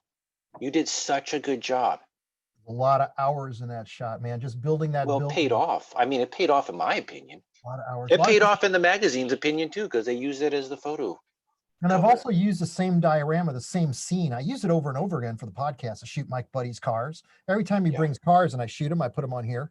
that's I've awesome. shot some Bachman trolley ads on this scene, and all I do is switch out the buildings because it's Yeah. all the. I asked you how do you make roads? These roads are nothing but 1/8 inch plexiglass, and so it's Oh, all okay. painted. The sidewalks are all kind of layered on top. And the beauty of plexiglass is you can take a scriber and scribe the cracks and Mm, the lines in the cement for the expansion joints. So right. plexiglass is a wonderful medium. The only problem with plexiglass is as it goes outside in the sun, it starts to expand. And so the Right. dimensions of the diorama change. And that's where I've started using patching cement, latex patching cement. It gets hard, but it doesn't get brittle. You can literally bend it 5 years later. And so that patching cement works really good on foam because, as you well know, over a period of 7 years, pink foam shrinks and it starts to get shorter and the dimensions change, which has Yeah. never been an issue on the layout. I just simply shove the modules closer together and cut the rails in between the modules a little bit shorter. I've never understood why it doesn't affect track. But when I take these dioramas outside to shoot them for commercial jobs, for ad photos, they literally get to be about 120, 130 degrees in the sun. And so now the Right. rail's expanding, the plexiglass is expanding at different rates, and even the foam itself expands. I had a 12-foot long narrow gauge layout, and we measured the expansion of 3/4 of an inch on the entire layout from when it went from the inside to the outside. Wow. In fact, one of the curves started to get tight and straighten out and buckle right where there was a bridge. And as we Oh, brought it geez. back in, we set it inside on the table again, we could hear it. It had an audible Oh, sound as it shrank wow. back to its original size. So even foam, all these different materials we work with going from inside to outside, their dimensions change. But for some reason, everything seems to hold together, and I'm able to pull it off for these different photo jobs. Yeah, my modules, I build it as good as they look. I build them super cheap and quick because I don't. As much as I care, I don't care. So like, I just use hot super glue, a glue gun to lay down most of the whole base, and it's on top of pink foam. So what happens? That pink foam expands and subtracts and whatever. That glue ends up, untaching itself from the foam, and now my road is like this, and I got to cut slits in it and then glue it on each side of the slit. But the slit just makes it look for better wear and tear, I guess. Right. Right. I will never forget taking the ore dock. Wathers made an ore dock, and it was all hand built out of these were poured castings, latex resin poured castings. And I took that model outside, and the sounds that that made as it started to expand in the sun were quite frightening. I was Yeah, really I lucky. I bet. got the photo shoot done, got the model back inside. But roads are the one thing that there are so many different ways to make them. Paper, um, printed paper, even. I would imagine, I saw this at Walmart, and I said to Bachman, you guys need to come out with roads for HO scale that are nothing but Google images of roads in Yeah, 187 scale that we could just roll up, or a yeah, four right. lane, a 2 lane, and And just you said you roll them saw out. that at Walmart. Hot Wheels makes it for the Hot Wheels. Yeah, they do. I was gonna get that next when I run out of this stuff and I build more. I was gonna go buy that cheap tape And because I then think that's all it is tape. And then the other thing is when you do your roads, how do you put your graphics on them? I like to take masking tape and I like to paint my yellow lines and my white lines and my dotted lines because masking tape and an airbrush ensures where they are, exactly what they are. Other people like to use automotive pinstriping, and they Right, cut right. that and they lay that on the roads. Of course, that's just a little bit raised up. But again, Yeah. maybe the prototype is raised up too because now they're putting granules in them to reflect light. And that would be awesome to put reflectors on your roads. It's all coming. True.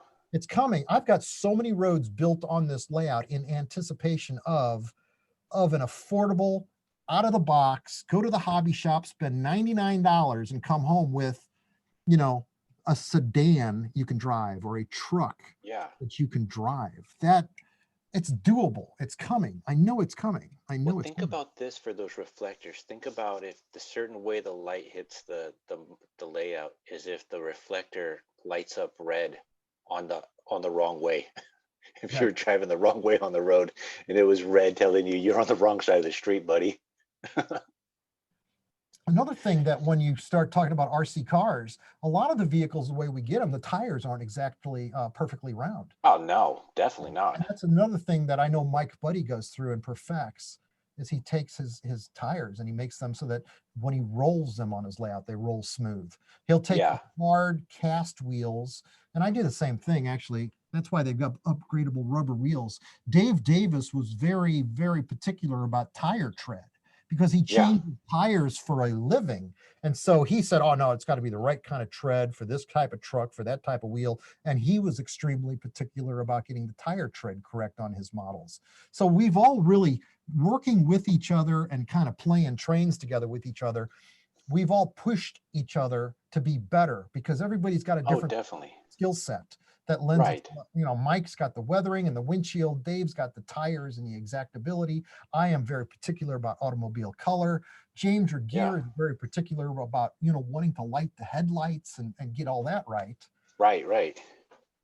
Yeah, everybody's definitely that's what's neat too. And we're all in the same hobby, and we're all in the same communication groups, like say Facebook and all the other groups that we're in with Facebook and whatever. So, with YouTube, and so we can all bounce these ideas. And if we didn't think about it, we can see it from somebody else doing it, and then it's how easy as it is just to contact that person, say, hey, I got questions about this. So we all help and learn off of each other as the years go on. And it's one of the neatest things about just that hobbies in general is most people are fairly knowledgeable and nice enough to tell you how they did it. Another thing you got me thinking about right now is Mike Buddy took a Volkswagen model and he made the doors out of aluminum foil. He cut off the doors off the die-cast model and he made Right. aluminum foil doors and aluminum foil hood, and he kind of placed them in place. And then he took a pipe under the layout, and I think he had flour or plaster in the pipe. And so the train went past the crossing, it hit the Volkswagen, the doors flew off, and he blew the to Yeah, create the dust. that's awesome. Right. And he videotaped that, and I don't know where that clip is, and that's where I would spend 2 hours looking for it so I could roll the clip as we're talking about it. But I Right. love some of the things that Mike Buddy has tried to do. That it's just Yeah. everybody. Here's Right. This is what I want to do. The very first I got a resin 1964 Impala, and I got it from one of the guys in Europe that was casting it. And at the time, Shapeways didn't have it, so he was the only one that had a 1964 Impala. I bought it. I think it was like $20, and then another 10 to ship it or whatever. And the very first build I did with it, I built the Cheech and Chong Up in Smoke love machine, as they called it. Nice. Now that car, if anybody's familiar with the Up in Smoke movie by Cheech and Chong, that car only was in the first 10 minutes of the movie. The rest of that movie has got this cargo van wrapped in hemp that they're trying to get weed over the border. But the car itself had this scene in it where Chong pulls out a blunt, probably this big, a blunt this big, full of weed and a bunch of other stuff that he says in the movie. And Cheech says, I can smoke anything. I've been smoking my whole life. And he gets so high in the movie that there's one scene where they're parked on a curb, like halfway on the curb and halfway off, right in front of like a no parking sign. The whole car is engulfed with smoke because the windows are up, and a cop knocks on the window, and Cheech rolls down the window. The smoke goes bearing out, and the cop says, what are you guys doing? Give me your license. And Cheech was like, isn't the license on the back of the car? Yeah. And I want to recreate that scene in 187 scale. I want I think an N scale steam engine smoker, Yes. just to puff smoke Yes. through the interior of the car out the windows, and have the cop there asking that question, and then have an audio speaker playing that scene in a loop over and over again. Because no kidding, if you remember that movie, Right. that scene is one of the funniest parts, if not the funniest in my opinion, of the whole movie. I mean, you don't have to be high to just bust out laughing in that scene. You're right. No, it used to be politically incorrect. I'm certainly glad to hear that has all stabilized in our country, where they're not caging people for doing that anymore. Right. We've Although tried there a lot of still is that that sensitivity level, though. These people are super sensitive over dumb things, but whatever. You can't fix stupid, and I don't mean No, you definitely can't. I don't mean to be insulting when I say that, but one of the biggest problems that we've got on our podcast right now is the current events of COVID. And it doesn't matter if we all wear masks or if we do not wear masks. We've done shows where we've all worn masks, and people complain, I can't hear you clearly on the microphone. Or other people say, they give us the statistics of death rates and how masks either help or don't help. There's all self-proclaimed experts out there that want to share their opinion with you. And there are other people that literally have sent me private emails. I mean, they are lecturing me. You guys didn't wear a mask. You didn't wear a mask. Or other people say, you didn't wear a mask, I'm never going to watch your show again. Well, have a nice day. Because we don't need you. The one thing we don't Daddy. do on our show, it's a happy show. We don't touch politics. Right, which is We just great. don't. Although Walters It's made a lot of money with the Jimmy Carter peanut car back in the 1974, 75 era. And hmm, I've heard rumors. I don't know who it is that's making that train set, that F unit that's got Donald Trump on it, but I think it's advertised in the National Enquirer. Maybe it's called the yeah. felony flyer, where Donald Trump drives a train, and there may be these other politicians in the jail boxcar behind the F unit. You know, we don't touch politics. Nobody Right. knows my beliefs, if whether it's Democrat, Republican, or independent. Odds are Me good. neither. I simply am probably, I just think like you do on that subject, is pretty much what I tell people, because that part of life we don't want the real world to creep into the show. We want No, the realism, yeah, we want the prototype realism in the show. We want it to yeah, be prototypically accurate the best we can be. Um, right, right. what it's really funny this even came up in our conversation when I did the automotive series for Wathers. One of the jobs was to make the Ford headquarters, and if you look at the photos Oh, yeah. that I did for that project, there are picketers picketing the headquarters, and I remember seeing that. I was told to do that. That's what my job, my assignment was, to create picketers, and I don't remember why that was. So I They're had doing one some guy. kind of strike, probably. That's probably what it was. I don't Yeah. recall. Uh, did they? I don't remember. Did they even run those pictures? Did they run the pictures? Do you You know remember? what? I remember seeing. I mean, I don't order those catalogs. I don't Right. subscribe to them in any way. But I remember seeing that scene that you're talking about. And the only reason I could have seen that is either it's hanging in your room somewhere, or it was on one of those magazines that I saw at a train show or something. You know what? It's in the book back here. Let me go look, because I was going through all the photos today to pull those out, Yeah. and I've got them all right here, every single one of them. This is amazing that I can walk around my studio and still talk to you. Right. This is I amazing. I did a little prep. I spent an hour prepping for tonight. I've got That's I've got good. 4 volumes of books that have got all my ads, 175 model railroad covers, 400 Wow. articles, and I don't know how many hundreds and hundreds and hundreds of magazine ads that I've done for Atlas and authors, and So just go here's through the what's names. funny about people. I am an admin, one of two, and really the only one that's doing anything with the group, of a group on Facebook called Old Cadillacs. Okay. And it's for anything old, Cadillac wise. Now, anytime somebody decides to put up a picture of a presidential Cadillac, Right. the group goes crazy. Okay. Yet you guys can talk about an engine that is presidential, like the Bush one. Okay. And I mean, I don't read every comment on your videos, but it doesn't seem like the people in your show talking about it goes political in any direction. The guests that you have on your show, I'm really they glad. all look at the train for what that train is, and they don't look at it for, oh, I can't believe Bush was this guy or that guy. That shouldn't be talked about or whatever. They all Right. appreciate the train for what it is. It's a train, and not the political backstory of whatever it might be. They didn't use the shot with the picketers. They used a shot where I had the 2 guys out front in suits, and one guy was rubbing his chin talking to the other guy. So I Oh, guess even though I hmm. shot that photo and I actually built it that way, they didn't use it that way. I've seen that photo though. I don't know how have I seen that photo. It's also the Maybe. box art for the kits. So every one of the ad photos I did became box art for Wathers for the kits, because that was the main assignment. They would, a job like this back then, this is back in 1990, probably 97, or whenever the automotive series came out. I could get close to the year 1999 is the next Bachman cover here.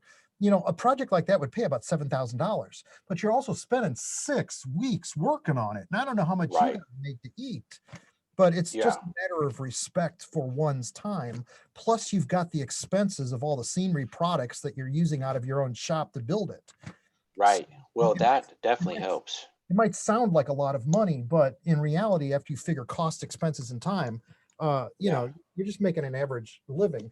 Here is I described to you that Randy at Model Railroading magazine. Here's the articles that I did for that project of these Alloy Forms vehicles here on the table. These are the actual pages from that magazine article that ran at the time. So all the vehicles that are in this article are the ones on the table, and this is going back to 1999. That's neat. I know, this is making me feel old. Well, it's funny you talk about like prep and all that, all the other stuff, parts There's and. Dave Davis in the cornfield. I loved working with Dave Davis on projects during the day. He used to own a janitorial business, cleaning buildings at night, and during the day we could work on models together. And that's Oh, the that's awesome. cornfield model. And of course, that dump truck right there next to the combine is the same white dump truck right here on the table. So she's still here. Yeah, that's cool. I know, you got me started. Well, I was saying like the prep and everything because as soon as I started building the Ghostbusters car, man, people went crazy over Facebook, like insanely crazy, and they wanted me to build them. So besides having the actual car, which Right. I only get the car once I get somebody that actually wants me to build it, I have everything else except for the LED lights. The LED lights, I have East Coast Circuit put them in. Is that But who I makes have, the vehicle on the table here? yeah, yeah, Okay. yeah, yeah. Um, I have everything else for that car. I have all the decals. I have all the paint. I got the white walls for the tires. I've got the light bars because you don't use solid light bars for LED lights. You've got to use the Bosch or Bush or whatever you pronounce it Okay. ones, Okay. because those are clear and allow you to put LEDs in them and whatnot. So I have all that stuff in anticipation for more people wanting me to build them that car, because every time I get a new car that I've finished or East Coast Circuit finishes and brings it back and I post it, it's like a flood of new people wanting those cars again. So yeah, the prep work and anticipation to have all the parts you need is super important once you start getting a clientele of certain things. Definitely. We talked about this vehicle with the guy standing next to it with the door open. I Hmm. just found the mainline modeler piece on that, because there's that vehicle right there in the bottom of this piece right there. And then the title of the article was what was it? Finishing touches to scenes. So Yeah. I know microengineering. This is a microengineering pickup truck. That's another white metal casting kit in the Wheelworks line, because microengineering doesn't just make HO scale stuff. They also make O scale stuff. And so this is O scale. Interesting. Right, right, I right. have a few of those HO scale kits, and I've always liked them. That's funny. I'm putting Praser people inside the vehicle. I'm showing how to cut the door open. Eglor, Elicor is who makes this vehicle. It must have been something I picked up at Walmart. Well, that's what's great is you can get a very inexpensive vehicle from somewhere. And I like going to train shows and look, or train swap meets and Yeah. looking for just junk that people don't want, because I can turn that junk into gold. So you pay like pennies on the dollar for what it regularly cost. And then with all the stockpile you have already at the house, you can easily turn that, piece of junk into like magic. Right. And I No, that love that. there have been articles written about people pulling stuff out of the trash and modeling out of the trash. That's Yeah, that's always it's kind of a laughing thing, but I'll tell you what, I've it made great works. great freight car loads out of hairspray cans, the tops. We were making a bunch of trees over in the shop using Aquanet. And I took Yeah, two of those lids and I looked at the fellow that was down here in the shop with me, helping me make trees. And I said, I'm going to take these two lids. I'm going to make a freight car load. And next month, I'm going to make $400 on these two lids selling that that's article. crazy. And I did. I made a freight car load out Yeah. of it. It came out dynamite. Well, I like the story you said about those corn tusks, how you made those corn tusks. I mean, I don't know how many people would have even thought of doing it that way. And you just gave Oh, in the 100,000 video, yeah, people a new on that idea. show. And then that's been a video on my website, kenpatterson.com, for a long time. Okay, so the crane, I talked to you about the crane, right? Hmm. Mainline modeler. So here's the actual article on the crane, and I built two of them because Sheep Scott made two different what are those things called?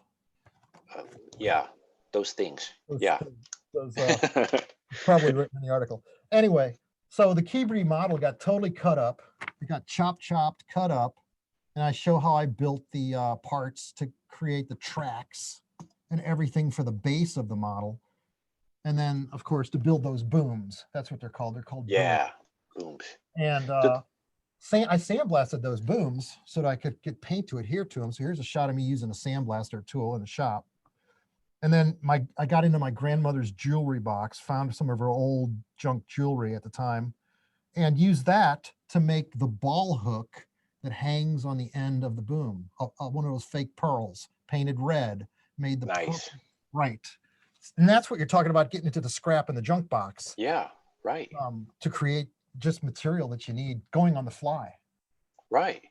No, that's super cool. There's at the RPM meet, there was this father and son duo, Ryan and I don't know what his dad's name is. Oh, Thomas Kelly. They're the Kellys, okay. and they were famous for cranes. That's what they do in HO 187 scale. They make every single crazy crane that's out there, and they make it work. So every part, every wire, every chain, everything, every track moves and works like it really should.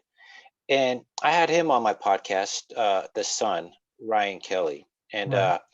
we were talking about if I would ever build a crane. And I said, I have no reason to build one, but if I do, it's going to have some metal flake candy paint job. I'm going to chrome out the whole boom, chrome out the tracks. I'll probably put some real truck rims for the track axles or whatever they are. Bling that out. I'll make a blinged out show version of a crane that nobody will ever think is possible, and then I'll have the whole crane society hate me for ruining one. As if I need to keep going, here's a famous piece we did with Mike Buddy back in 1997. Wow. 1997. This is the first year I really started working with Mike. It was 97, I think. Interesting. That's his auto rack set up in a yard for Rail Model Journal for an article.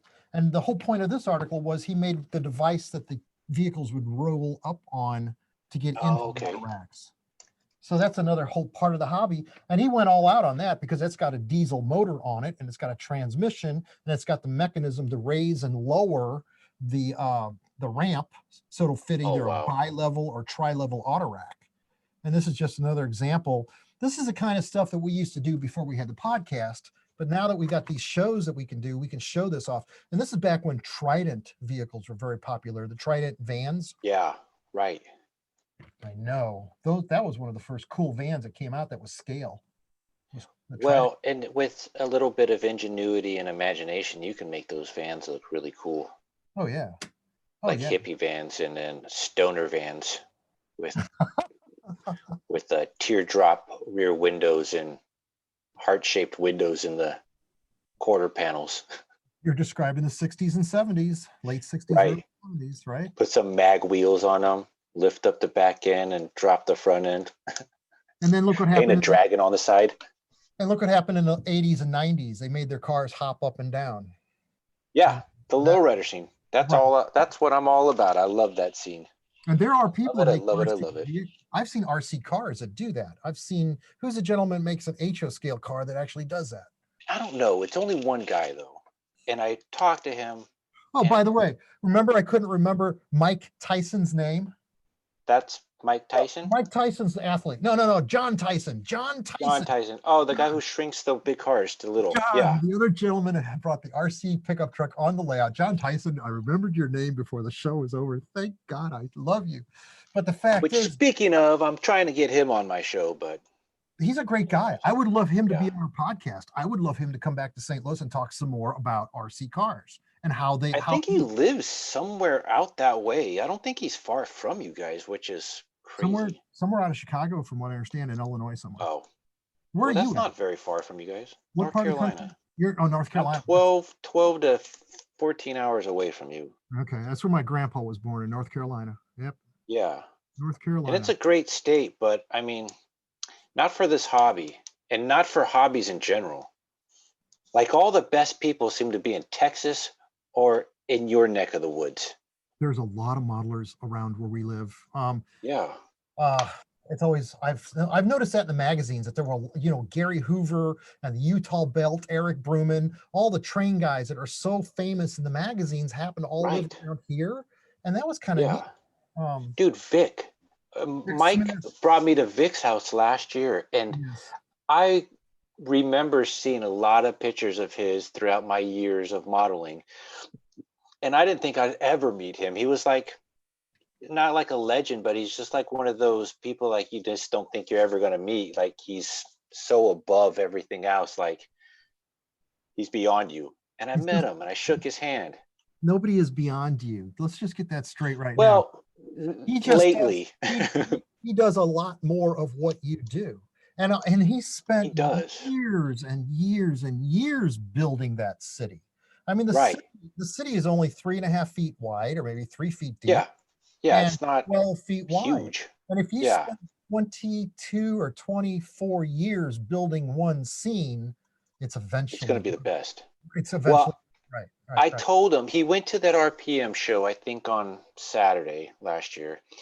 And I met him, maybe it was Friday, because I met him at the show first and then we went to his house. And he really liked the Ghostbusters house in the car. And I said, dude, you have a typical looking New York City kind of vibe going Right. with your layout. You need this. And he goes, yeah, I kind of really do. And I was thinking maybe just out of my own pocket, building him the Ghostbusters house and the car and just say, hey, I I see the love your work. Just marshmallow guy run walking with down the this. street, the big marshmallow man. Is that his? Right. Right, right, right, Yeah. right, The right. Stay Puff. Yeah. His layout is so amazing in that It he is. does capture an element, and He does. he likes to model kind of the I don't want to say dark side or No, dirt it's totally side, the dark side. The dingy, the dirty, the dingy, dirty. crude, the Right, right, right. It's yeah, the street that's got the dance clubs where the girls right. are dancing and the men are handing them money. Yeah. There's And girls on then the like the street corner, bikers. the Right, bike right, right. The and bike. broken down cars on the main city road just sitting there waiting to be towed away but never will. Right. He does model that It very. reminds me like say 80s It style New reminds, York. it reminds me of as if you're creating a movie and you're actually trying to create Right. a Hollywood set. Yes. He That's why models, I want him to have Ghostbusters on there. right. I mean, Because it's period correct to everything else he's got. I want to see Perry Mason in the office building looking out the window Yeah. with with the detective. Yeah. But he does do that. He captures that well. There's a police officer busting the people in the street. There's Right. the Like mob, every little inch tells its own little story, right. which is unbelievable. And I And love it. it's freaking cool. And with the advent of lighting and LEDs, now he's got the Yeah. firehouse with the lit up fire engines sitting in there, Right. getting ready to pull out. He's added sound to it. I think he's adding a thunderstorm system to it now. So you Oh, get the wow. lightning flash, a Broadway limited thunderstorm system, subwoofer, LED light flashes, and thunder. Um, Yeah. so he is the gentleman that actually led me in the direction of casting. And what do I mean by Oh, that? okay. I mean casting buildings. When I built the Midwest Oh, Valley okay. Modeler Okay. City, and I don't have any pictures of that down here. Actually, yeah, I guess I do. I showed you the city pictures. The Midwest Valley Modeler City was where I went crazy with castings. I literally found a supplier in St. Louis and by the way, is the same guy that did invent Gorilla Glue, and you should see his train layout. Oh, wow. But anyway, this guy owned a company where he sold the resins to make rubber molds and to make the castings. And I would cast buildings that were 10 and 12 and 20 stories tall on the Midwest Valley Modelers layout. And I really got really into that. I'd spent thousands and thousands of dollars on casting material. And they would mix this material where it would set up at the exact second on the clock that you want Oh, my it to set up gosh. at. What do I mean by that? The guy would say, do you want it to set up in 1 minute or 3 minutes or a minute and Wow. 45 seconds? How long do you want the catalyst to Yeah. Yeah. allow you to work with it before it sets up firm? So we would get to the point where we would take a cup and we would dump the cup out just like this and look at the watch. And when the watch got within 3 seconds of the timing that it would set up, we would let the material pour and it would hit the table and it would freeze just like Oh, that. my gosh. And so you let go of the That's cup insane. now, and you've got the standing cup pouring onto the table, and now you've got a sculpture. So that Yeah. material was that accurate within timing. But boy, Dang. the bay window building that I built, some of the stuff I built, some of the buildings I built. In fact, this is, you can't see it wholly here, but the bay window building that I built, that was a City Classics building where I cut it up into multiple pieces to create that bay window effect of an this was one of the most beautiful buildings I ever built. And it's all cast in resin with a V-groove cast. We're getting off the subject of cars again. I don't know how we did that. Well, it's modeling in general, so it works. Well, yeah, It's if you're good. gonna It's have cool. cars, you need a parking garage. If you have cars, you need Right. a building to pull up in front of. Yes. Nowadays, you can buy the Woodland Scenics gas station already built, already weathered, all Right. lit for $120, ready to go. And what's your time worth? Are you going to spend 3 days building it, or are you going to focus That on nice the job looking? and go? No. Right, right. Most people won't be able to build it that nice looking. And we got to thank all those wonderful people overseas that build these models for us, because I really appreciate their quality and what it is they do and the time that they save us, so we can just Right. work our jobs and feed our family and then enjoy the models on the side. I don't know how long that's Exactly. going to last, but while it's lasted, it has been amazing. Well, that's like those Ghostbusters figures I told you about. Hey, look, I'll show you them. I'll bring my camera over there. Now, grant you, I put them on my module. Let me get them to stand up again. I put them on my module with some cheap tape. Well, maybe I don't need the tape. I don't know. Well, let's just, you stand there and you stand there. Yeah, this tape is stupid. Anyways, I've got some Ghostbusters figurines right there.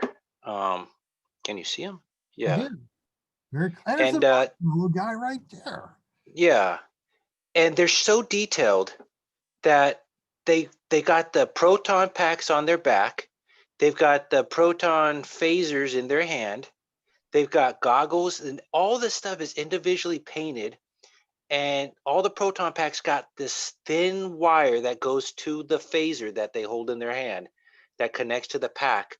And it's so detailed. It is unbelievable. And they come from Indonesia. Now, these guys in Indonesia, this company or this one guy, I don't know, he builds or he casts or whatever, however he makes them or gets them. He's done almost every cartoon and movie cartoon character. He's got like all the Monsters Inc. guys. He's got all the like Popeye and he's just, and they're all so detailed. They're unbelievable, and they're the only people like in the world creating brand new figurines Right, in right. in painting them to like unbelievable standards. Absolutely right. Yeah. And I mean, without those Ghostbusters figures, Let's say hi to it's Sam Denny. it's My crazy. amazing partner on the podcast just came down. My wonderful wife. Oh, This is Sam Dennehy, Michelle, and I'm doing a podcast with him. You're more than welcome to say hello to Sam. Just hold hey, this. wife. This is. I've met you before. How are You'll you? probably recognize me. I'm the one with the hat. Yes, yes. How are you The doing? camera is right there. I'm good. I'm good. And you can see yourself on the screen right there on TV. Yes, good to see you. It's good to see you too. I saw you on last week's show. That was the best show he's ever done. Oh, thank you. Sheb was a good show. Thank you. That was. That was fun. I enjoyed being on the show. She's going to be on again on the 7th of November when we have Rand Hood on, I believe, if Yeah. we're going to try to schedule that out. And maybe we'll get Rand Hood's wife, Karen, to be on that show. Oh, that would be awesome. So yeah. That would actually be really neat. But Yeah, Sam that's Dennehy great. produces a show for the internet all about automobiles and vehicles for our hobby. That looks great. And so I set up a little bunch of stuff for him. And we've been talking about past articles and how cars have helped me create ad photos in the industry for all these years. Wow. I know. Yeah, Ken's amazing. He's more amazing than me, and he keeps giving me praise, and my Well, praise is like nothing compared to his. Well, I'm sure if he gives you praise, Stop you it. deserve it. Stop. People keep saying that.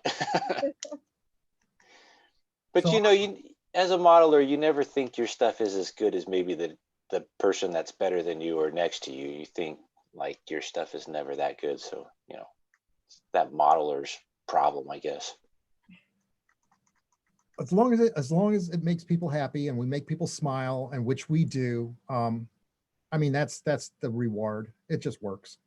Yeah, So, it yeah, does. well, thanks for coming All by. right. Well, I'm gonna Thanks go for back stopping up. by. It was All right. nice seeing you. Thank you.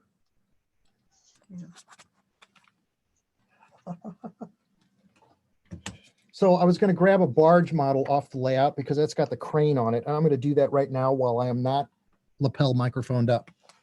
Cool. Okay.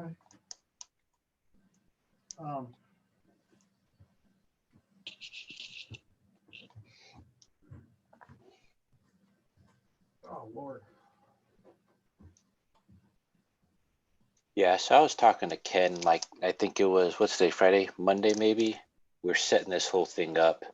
We were talking about a lot of stuff. He's telling me a lot of things. He was pretty much directing the latest episode of What's Neat this week. So that was pretty cool. So here's that crane that was on the cover of that model. You know, to go out and fix a barge, do something like that, and then a tugboat. This is all made out of brass too. Wow. Brass, because brass is indestructible. I mean, you're not going to hurt it. You're not going to break it. As if that were plastic, it would be destroyed right now. It's brass. You just straighten up the antennas and put it back on the roof of the boat. Can I take a hammer to it and we can test that theory? No. The walls themselves, there's a pilot in there. The walls themselves are made of simple plexiglass wrapped with styrene. The plexiglass acts as the windows. Right. There's another floor, the superstructure with the catwalks on it. And I think this was in my soldering video that ran in one of the What's Neat videos midsummer this past summer. I think last time I looked, it's got 22,000 views. The What's Neat show does get good views. Our January issue and February issue had 54,000 and 51,000 views for those shows. So the What's Neat show gets a lot of views. The podcast that we do, each one of those shows gets around 10,000 views or 11,000 views, but for the month we get about 42,000 views total. Wow. Because What he's speaking of, I'll have a link in the description below. So if anybody doesn't know what those shows are, they'll have a way to find out what they are. We want you to watch. We want to share our hobby with all of you guys. If you guys are in St. Louis, we want you to come by St. Louis, come by our studios when we're recording. I realize COVID's going on, but that's not going to last forever.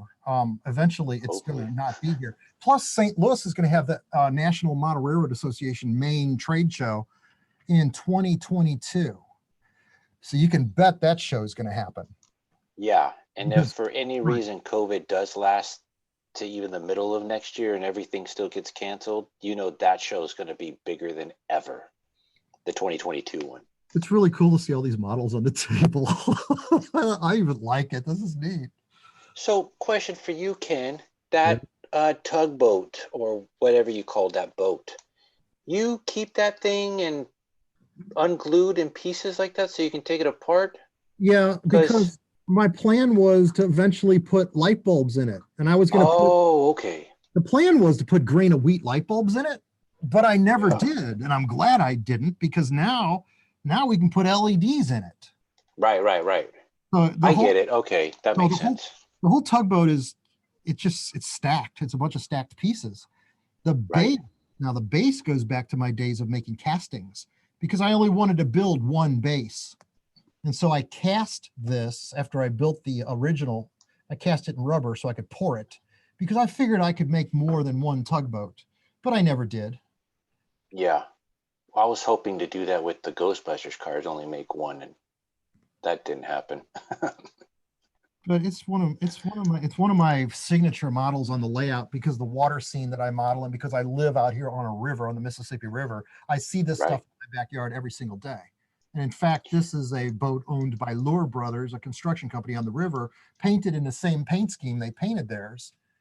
That's neat. I'll tell you how I modeled that. If you really, the way I didn't have drawings. I did not work from drawings, because when I built this, there wasn't any internet at the time. This was pre-internet model. So I photographed one of these, this one on the river, and I took the slide and I projected it onto the wall. And I took the one dimension that I knew on this boat without touching the boat that I knew would be accurate, and that would be a ladder. and the distance between ladder rungs. And there happens Oh, to be okay. a ladder. There was a ladder laying on the walkway, on the catwalk of the boat. And so I took an HO scale caliper, scaled the image on the wall to the same image on the HO scale ruler until I knew the ladder dimensions were right. And I traced the whole thing onto a piece of styrene and I cut it Wow. out. And that was the basis for the shape and dimensions of the model. It was certainly easy to do. That's crazy that you went into that much figuring out to make that thing. I didn't want to spend all the time building all that brass work and not have it be accurate. It had to be Right. really close to being accurate. So yeah, rock and roll. So then here's another question for you. You live on the Mississippi River. I know you told me this used to be your parents' house. Have you always been out in that St. Louis area? Are you like born and raised out there or No, just lived I there moved, most of your life? I moved into the house in '74, so I started kindergarten here, and then Okay. I had to, let's think, I moved to Peevely for first grade. I lived in a city. Second grade, I lived in Peevely. Third grade, I lived in Springfield, Missouri. Fourth grade, I moved back to this house and was adopted by my grandparents. And then I moved out of this house around 1984, right after high school. And then 10 years later, my wife and I moved back into this house because my grandparents had passed away and we had to buy the house out of a family trust or else Oh, the house would be disposed of by the trust. And I did not want to lose. I realized right. I could do something with this piece of property. Being in real estate, actually, I was probably going to think I was going to tear it down and build something new here, but I didn't do that. But I had to purchase it out of our family trust. So I had to pay off the brothers, siblings, sisters, all that kind of stuff in order to obtain this piece of property. And so Yeah. my wife and I moved in '94 and started rehabbing it, making it new, making it nicer, making it more modern and updated because it was originally built in 1954. It's your standard 1954 ranch. Right. So you definitely needed updated to code and whatnot. Right, right, right. So yeah, but it's the studio down here saves me a lot of rent. If I had to rent the studio space that I use, plus I can go out in the backyard and do the photographs right there in the backyard and Right. It's perfect. recreate any kind of background I want because there's not any obstruction for 5 miles. I Right. mean, Which is even better. the only other way to do that is if you lived on a mountaintop. And and, Right. and again, the sun's got to be behind you in order to pull that off, and Yeah. there can't be any wind. Well, the house itself blocks the wind. So I Right. literally Right. Right. I walk 50 feet from the studio. In the old days, before I lived here and I would do these photo shoots out live on location, you had to make sure that you packed everything in the vehicle. You couldn't forget it. You couldn't forget film. You couldn't forget any of the props, or you would be driving home again without a photo shoot. Right. So living out here streamlined the process. And then going digital, where you didn't have to wait for film and developing for these manufacturers to get their final products in, the digital images really streamlined the process even further, and cost cutting was there. Well, now everybody's got a cell phone, so now everybody feels like they can take a picture, and they probably can. But there's still Amazing, huh? something to be said for using a 35 millimeter camera, using stacking programs in a computer to make everything ultimately focused. Right. There's a lot more to it than, I mean, my garage, Sam, my garage looks like a library, except for it's 4 by 8 foot dioramas stacked in a row against one wall of every single scale: O scale, HO scale, N scale, G scale, ON30, Wow. HON30, and 4 different seasons of each: desert, Oh my deciduous, gosh. city scenes, water scenes, bridge type scenes. Plus, I've got my layout down here in HO scale that I can use. So I've got a Right. multitude of props ready to go at a moment's notice to shoot a cover shot for a manufacturer or to shoot an ad shot for them. I'm doing the 2020, 2021, that's the next year, cover for Bachmann trains right now. And it's going to be a large scale diorama, which I actually built the diorama 15 years ago. And now I'm going to finally get to use it for a photo shoot. So Oh, geez. some of the photo shoot dioramas have been out there for a long time, but you got to figure railroads are timeless. There's not much Right. changes except for we go from wood ties to cement ties. That's the only changes we got. Yeah. Or So, we go monorail like Disneyland. so yeah, it's a form of it's definitely a business. It's, I mean, Yeah. According to the Well, so IRS business. the reason I asked is because I noticed your layout um, seems to be more modern in where you're living. And I know most people seem to model a certain specific area. Most of the time, it's where they grew up, where they live. Um, and me, I model my hot rods and my custom cars more West Coast like than anywhere else in our country because that's the mecca of all cars out there is California. So I see myself modeling my modules more of a West Coast look, even though I'm way over here on the East Coast and I don't want to model anything out here. So if I were to build a train set, in other words, a train layout, I think it'd be a lot of desert scenes and a lot of road, like Okay. dirt and cement and not that many trees because of Wile E. where, Coyote and the Roadrunner. yeah, dude, that'd be a great little module diorama scene to make. It sure would. Make a like I made a painted uh, tunnel and then a car running into it because he was chasing I know, right? the bird. Yeah. And when the coyote hits the road, you make those cracks by scribing the plexiglass. Yeah, Okay. right. That would be a neat little scene. I I don't know know. what it would be good for, but it would just be neat to do it. And that's the beauty is building the stuff is just as much fun as actually having the finished model. Right. We were talking about Vic Smith's layout and that he's been working on that for 22 or almost 30 years, the same city type of a scene that continues to evolve. Yeah. I build a scene and I get rid of it in 5 to 7 years and build a new one. I mean, I Right. Right. literally built my house on the bluff and all my neighbors' houses on either side of the bluff in HO scale for my layout. And this is where I'd be showing you the pictures of it right now. And that was Right. part of my layout. It was 12 or 14 feet long. It was a total of 3 feet high. I'm looking at a section of it that I kept right now Yeah. I of remember you my showed me yard. that. And Right. why do I do that? Why did I do that? Well, I wanted to be able to quantify in my mind what did my yard actually look like because drones weren't around then. No. And and I had a courtroom model that I had built for BNSF Railroad of a quarry in Cape Dorado.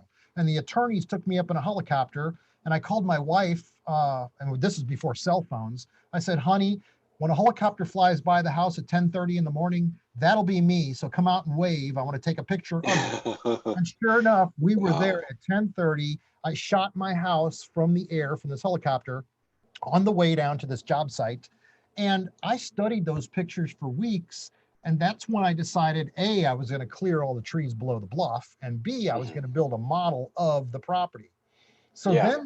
then came around GPS, Google Earth, where you could, Right. that's about the time that Google Earth came around, where you could see the image of Yeah. the sky. And And you that's when realize you wasted all that money on a helicopter. and that's when lasers got affordable. You could buy a laser meter from Home Depot, a Hilti laser meter for $399. That was affordable at the time because now you could accurately mention a dimension, measure it Right. without stringing out a piece of string or using a long tape measure or whatever. You can't measure a 200-foot bluff, but when you got a laser meter that's accurate up to 600 feet, you can now measure the bluff and you can triangulate the angles of the laser as you measure. So now all the dimensions are accurate. And that's when I Yeah. started carving foam. It took me 9 days to carve that diorama. And it was one of the coolest dioramas I ever built of my own house and everything. Even the wire trees were accurate to the wire trees below the bluff because I modeled them out of wire off of photographs. Hmm. And what did I That's do? neat. That thing sat down here for 6 or 7 years and it ended up sitting on the driveway and it ended up getting thrown away because Oh, when you tear it down, what do you do with it? right. True. Very Nobody true. wants a model of a house that doesn't belong to them. So I Yeah. kept my yard and I'm still debating whether I should get rid of that or not because that occupies a space down here of 3 feet by 8 feet. I'll Um, take it. yeah, And I'll make a bunch of scenes of me attacking your house and then kind of like Independence Day where they show the White House being blown up. I'll do that. And I'll threaten if you don't do something for me, this is what's going to happen. it's crazy how we decide what to model, what we do model. Right. And people are very proficient at doing it and getting it right. And Everybody's got, that's what's beautiful about this hobby. No two model railroads ever look alike. You see the No. same structures and the same kits all over the place, but Right. even they're painted different colors and different shapes and kit bashed and modified. The beauty of model railroading is, and modeling cars along with it, because that's part of model railroading, you learn about architecture, you learn about geology, you learn about, there's the electrical work. Yeah. There's so many different facets of the hobby that can actually turn into a career. And if you get really good at it, open up the yellow pages and start cold calling lawyers, because attorneys need models built for courtroom scenarios and they will pay. And your average Yeah. attorney charges these days $350 to $600 an hour. So just think about how much you can charge them to build a courtroom model, because again, That's insane. it's a matter of respect for your time, right? Yeah. Um, and I've built a lot of courtroom models. I've built 7 or 8 of them, as if you call that a lot. But on every one of those, I learned, and it made me a better modeler, because you're scared to death, because you know you got to get it accurate. You've got Right. to, and you've got to get it done in a timely manner too. You can't take 2 years. You got to have it done in 5 weeks. Yeah. And another That's venue crazy. for making money in this industry is building models for museums. Museums, I know one gentleman that built a Brio wooden push train type of a layout for a museum, and it was a $38,000 job. So there is money to Wow. be made if you have the talents and the skills and you're looking for something to do. I mean, granted, think about it. You've got to do a bunch of those a year to make a real living, right? You can't just build one and expect to live all year. So Right. you've got to have a repertoire or a portfolio of museums, but start with one and cold call. And in 5 years, you might have a whole nother way to make a living, where maybe you're sitting in a cubicle right now and you want to get out of it. That's your way out right there.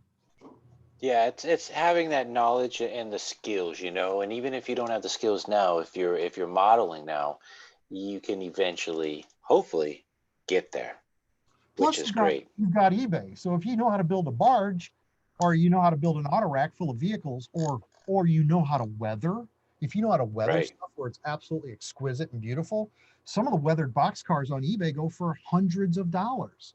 So you got $35 or $50 in the boxcar, you got $10 in paint, and okay, you spent say 5 hours weathering it, and you sell Yeah. it for a dollar amount that makes sense to you.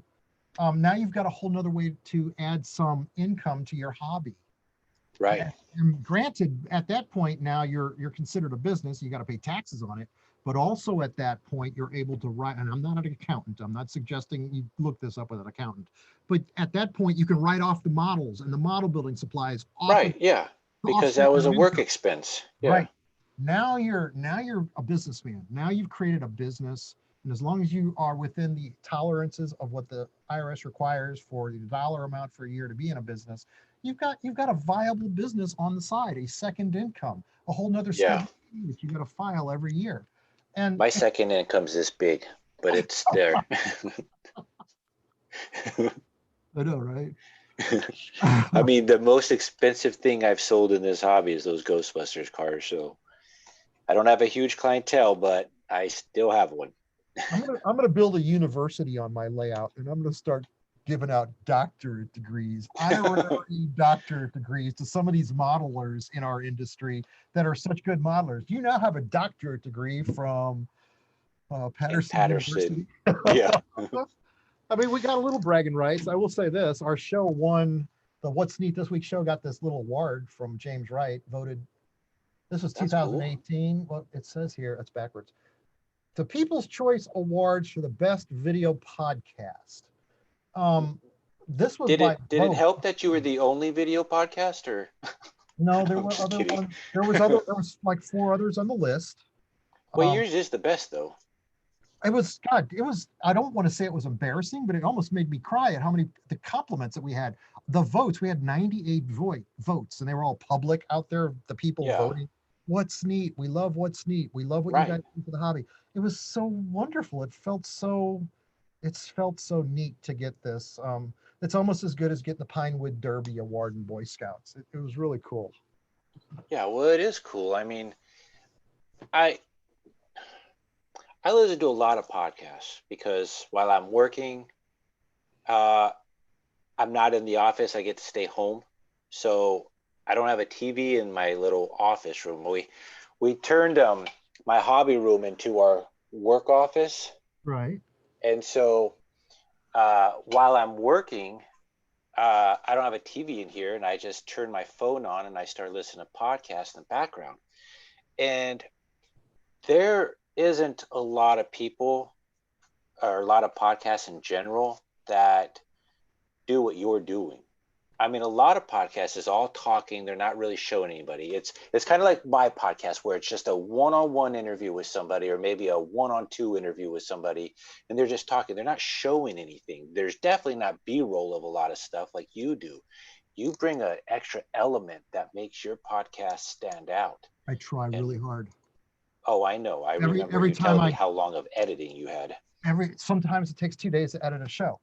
That's crazy. And economically, that doesn't make sense. But But some it people try does. too hard. They put too Yeah. much effort in and don't know when to quit. Every time I hear us talking about something, if I know I can create a photograph or have a photograph of what we're Right. talking about, I want to drop that in so that when you see it, it's Yeah, not yeah. just words, you're getting visual. Right. And seeing's believing. So we could back it up with photos. When I say we made a cornfield, yeah, we made Yeah, right. right. Yeah. Well, in my next season, I'm planning on doing that too. I want B footage, either video or still captures of photos of what my guests are talking about. I love doing that. Um, It takes a lot of time, this but it makes a better show.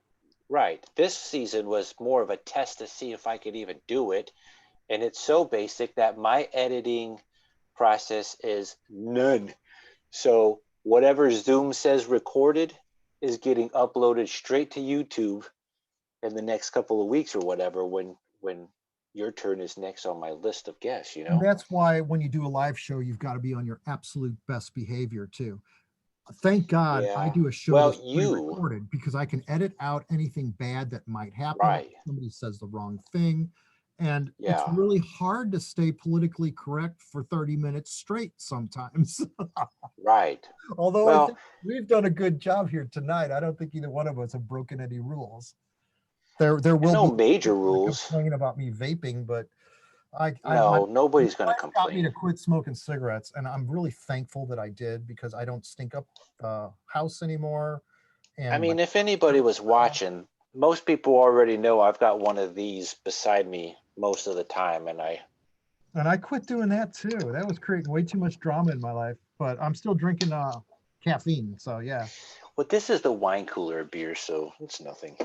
And it tastes good. It tastes like a screwdriver, Oh, dude, because that's the flavor of that one. love to drink those little honeys, those little airplane drinks. Drink a couple of those. Yeah, it's a But shot size. You just down it.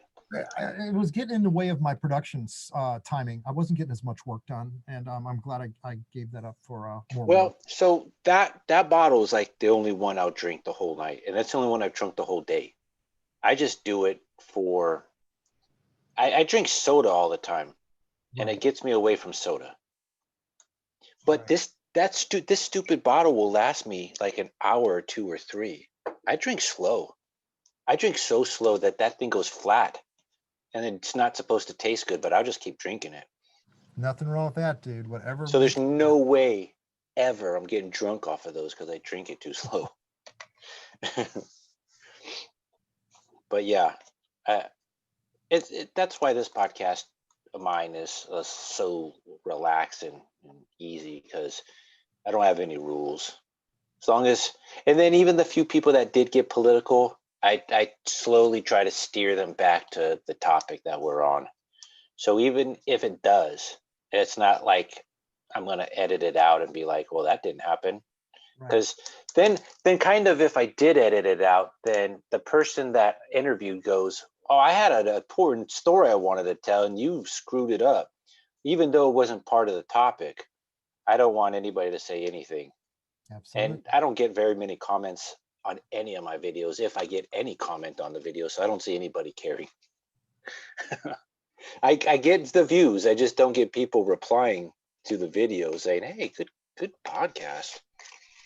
Well, Not yet. I'm too small. We need you to get back on the show and show off that finished DeLorean steam engine scene of the crash off the bridge.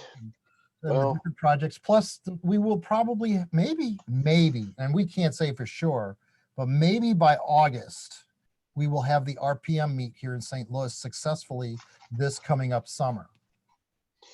well, we'll see. I mean, I was surprised we had a train show in my city. I wasn't expecting that at all. And then one guy was doing the setup for a train club out in this state, doing a live Facebook stream. And I was like, where's this at? And he goes, it's over here in Raleigh. And I was like, wait, what? I was like, I'll see you tomorrow. I think they had one of those in St. Louis too, in a parking lot. Oh, And you know wow. what? 200 people showed up to the train show that was in the parking lot.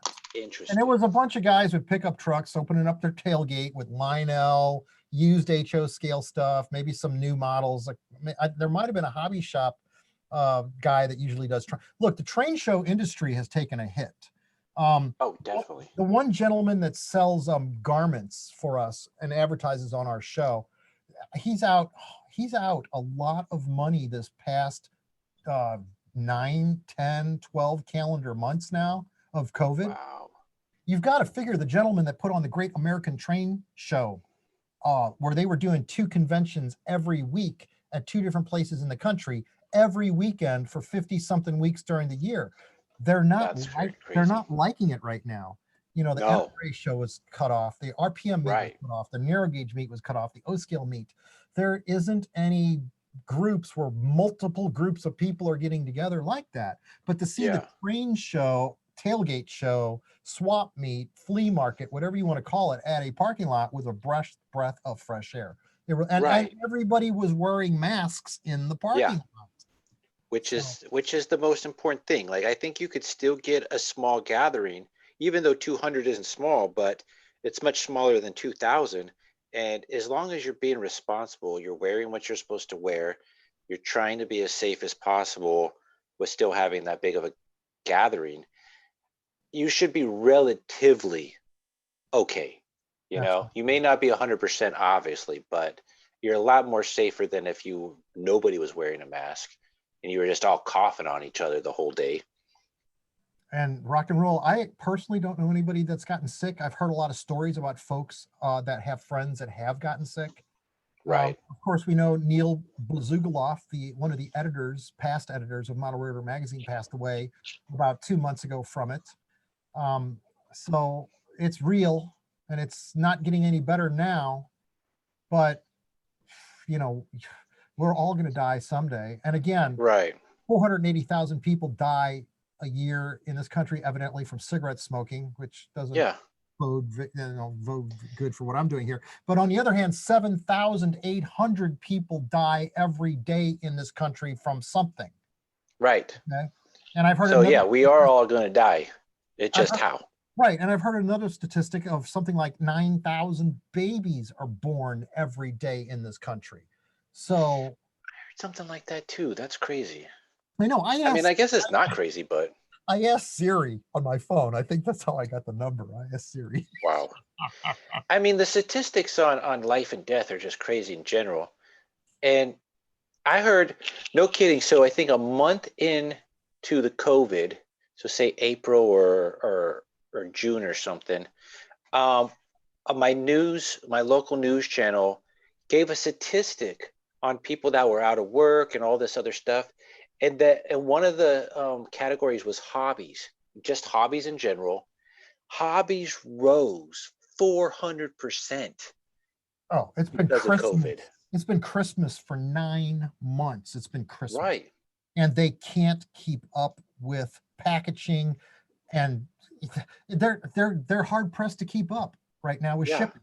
A microengineering down here that makes track, they are running they're running around the clock. There is somebody right now all night until sunrise making track, because they can't even come out with the new products that they've got scheduled. They are so pressed just to keep up with the sales of tracks and bridges, because they don't just make track, they make bridges, they make vehicles, they make buildings. They have a multitude of products in all scales, HO scale, ON30, O scale, Well, you think about And, like eBay and Amazon, those two companies have blown up thanks to COVID. I mean, they were already doing well on their own anyways, but think now that you're not going out somewhere to go shopping if you don't have to, you just go buy it on one of those two platforms and it's crazy.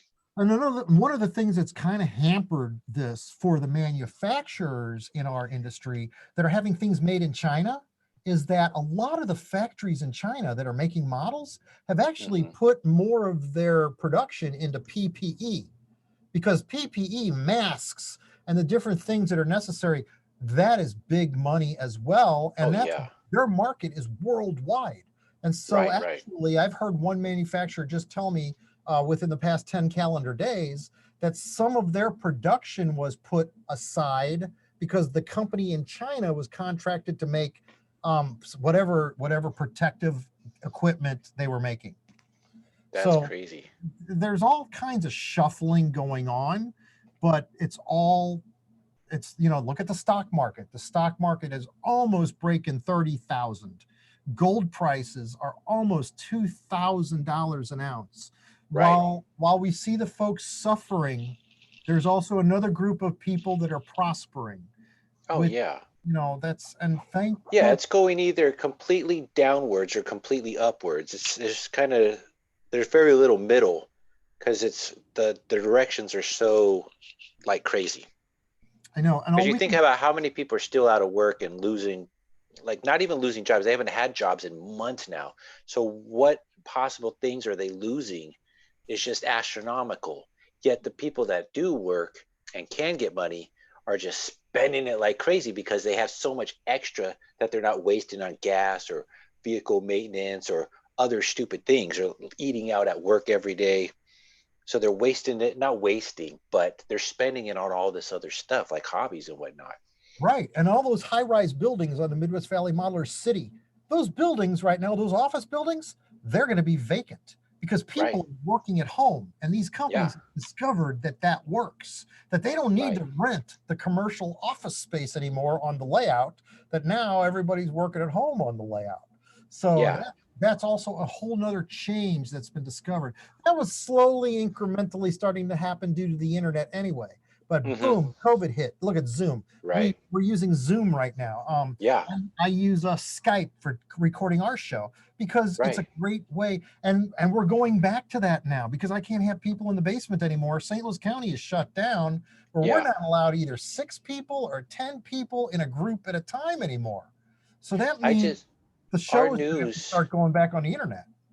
our news today, uh today is Friday, said that Thanksgiving, our city or our state is kind of mandatory, even though they can't mandatory like every single house, mandatory that every Thanksgiving little get together with family, you all need to have masks and wear them, Right. which is super smart. I don't know if 90% of families are going to do that, but it's super smart theoretically to do that because of what's happening in our country or the world. If But you're yeah, if it's you're crazy. if you're modeling an era and your model railroad is 2020, your locomotive, Right.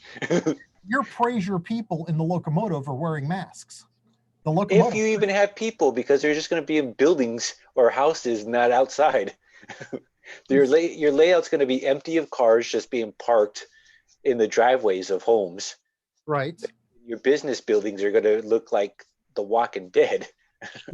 In fact, in the Bachman line of characters, if you look at the orange locomotive crews in the orange suits that they have Yeah, on their website right now, one of the characters does have a white mask on. right. And But I that's what's funny. These Indonesia people, they're making regular figurine looking people all how wearing masks too. about that? I can't Yeah, find the guy that's wearing the mask right now because I use them for photo shoots. But every time I use them, I got to have them facing away from the camera. right. Now you can have them facing towards the camera because you'd be Right. And, and politically correct. this figure was actually made before COVID. It was in the Right. line before COVID. So yeah, Well, there's those people. They also make those people in like hazmat suits. That's kind of relative to today. If those people going to the extreme of being cautious, you could have a whole like family shopping at a grocery store wearing that, pushing carts. When this all started back in March and we had to start wearing masks in the grocery store, I was wearing a painter's mask with the 2 cartridges on it. Right. I was going through the store breathing like Darth Vader. Right. I felt ridiculous. It felt so wrong. Right. I mean, wearing Well, it down here in the shop to paint or yeah, to it's one thing. pour resin, because when you're pouring resin buildings, you got that off gassing. Oh yeah. So I'd have a ventilator right above it. Shoot, even when you're sanding resin. When you're pouring bodies of water with the Envirotex resin, if you look at that and put a light on it, it's off gassing this little clear gas. Oh yeah. And you don't want to be breathing that. So I'm wearing the respirator. It's all toxic. When I'm spraying the bluff in the backyard with Roundup, that stuff that supposedly causes cancer, I'm wearing killing people. Respirator, right? But to wear that same respirator at the grocery store, pushing a shopping cart, it was like a Halloween costume. Yeah. They were like, Halloween is it now? You're like, it is for me. Right. And back then you couldn't get masks. If you went to the hardware store, the 3M masks were sold out. Thank goodness. Oh, yeah. I had 12 or 14 of them down here for airbrushing and painting. Right. So we had masks right away. The hardest thing to get back then was toilet paper. You couldn't find it. So, no kidding. We went out shopping yesterday. Yesterday was my Friday, basically. Yesterday we went to, I don't know if there's a BJ's out there, but it's like Costco and Sam's Club. Yeah. Completely sold out. So then we're like right across the street to Walmart. Completely sold out. Already? Yeah. Because of the second wave, right? So if you better look into that now. If you got like one like one pack left, you might want to see if there's any more in your stores. Yeah, but we went to a grocery store and we found 2 packs and there's only 4 packs left. So we grabbed 2. But yeah, they're going crazy right now. Like all of a sudden, the beginning of the pandemic's back. I'll tell you what, it's made our show numbers go up. In March, our numbers started creeping up because people were watching the internet. They were going on YouTube. Well, there's nothing else to do. You know, say you at the beginning, you just lost your job. You have this bailout money that doesn't last even a month, and you're sort of safe with the realtors and the renters saying we're going to give you a certain amount of time, you know? So You're sort of kind of safe and you don't have anything else to do. You're not going anywhere because you have no job. So yeah, you're going to watch the internet and YouTube and stuff. So that makes sense. My viewers haven't climbed. I just want to see everybody be safe, enjoy their modeling every day. I can't wait that I can start getting out again and doing layout interviews, going into people's basement with my camera and my microphone and interviewing people, asking them about their passion for the hobby and getting a good 8 minutes out of them to talk about their passion so I can start creating more material for the What's Neat show over at Model Railroad Hobbyist Magazine. Because not only I do the podcast, as you realize, every weekend, every Saturday, we do the show sitting right. Wait, what? There's a podcast you do? We shouldn't call it a podcast. We should call it a video show. It's pretty much its own show now. Yeah. I mean, the amount of production you put into it, meaning the different camera angles, the editing, it's its own show. And What neat show. It's something we've never had in our hobby before. I mean, not really. It's not something where you can bring in the various personalities and hear about what it is they do. Everybody's different. Everybody's got a different song to sing. And it's quite fascinating in the people that I meet. It's made my life richer in that I'm meeting people that I would have never met before. And it's a blessing. It's a blessing to some of these folks. I mean, Denny Yelsma came all the way from Jacksonville, Florida last week to be on the show. Like you said, Jens Jan flew all the way from Europe. And that was back when What's Neat at Model Railroad Hobbyist was only getting 5,000 or 6,000 views. And we thought that was a lot. Right. The Mike Buddy setting up the train in the backyard with Joe Steinman on bar stools. This is nuts.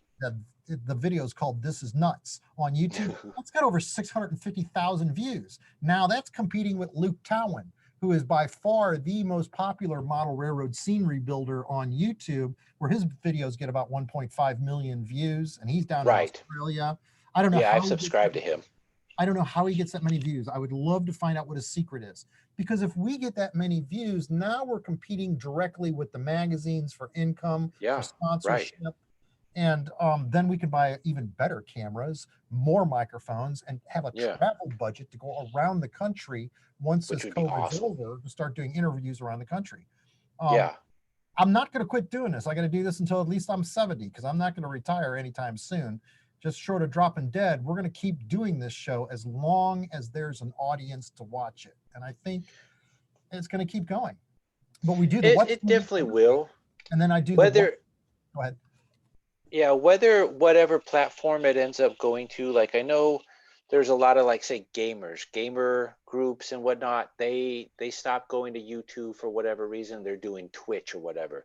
But either way, whatever platform ends up taking over the platform we're currently using, yeah, the idea of these interviews, this podcast, the your What's Neat video show, you know, uh, the idea of doing this shouldn't end. There's no reason for it to end, you know.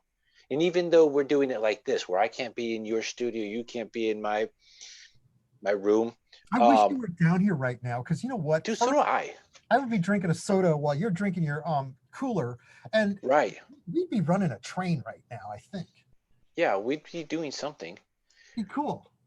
Here's what's funny. So you were talking about RC cars, and I think the only if I don't get myself that lowrider RC car, which is the only one I truly want, um, the only way I'll get an RC car that I'm gonna care about wanting to get is to get this Ecto on an RC car, It'll fit. lit up. There's enough room Yeah, to fit it in there. And there, look, right, there's 28 LEDs on this fire truck on the table right here. right. 28. How the hell did they pack 28 LEDs into that? I will never know. And you know that thing doesn't look Yeah. like it's burning out. It's been running for.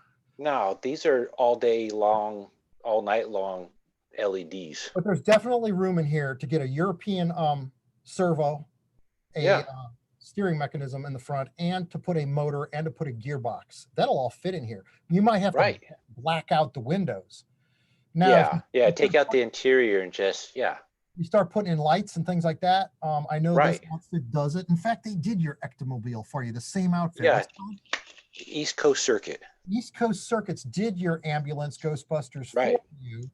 And then James Regier is also capable of doing that type of work now. He's proven Yeah. himself with that Shrapmobile. So here Right. you go. You can't really see it, but what just fell? I You can't heard really it. see it, but hold Yeah, it's up. lit up. There What we is go. It's a complete hollow body, and they put a circuit board inside and then made the cross members so the circuit board will sit on there.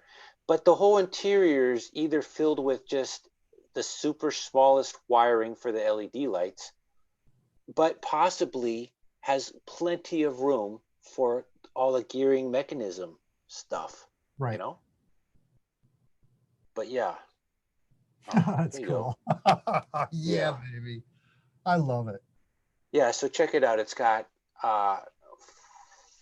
8 headlights in the front, and then you got 2 blinker lights, and then a pulsating yellow light.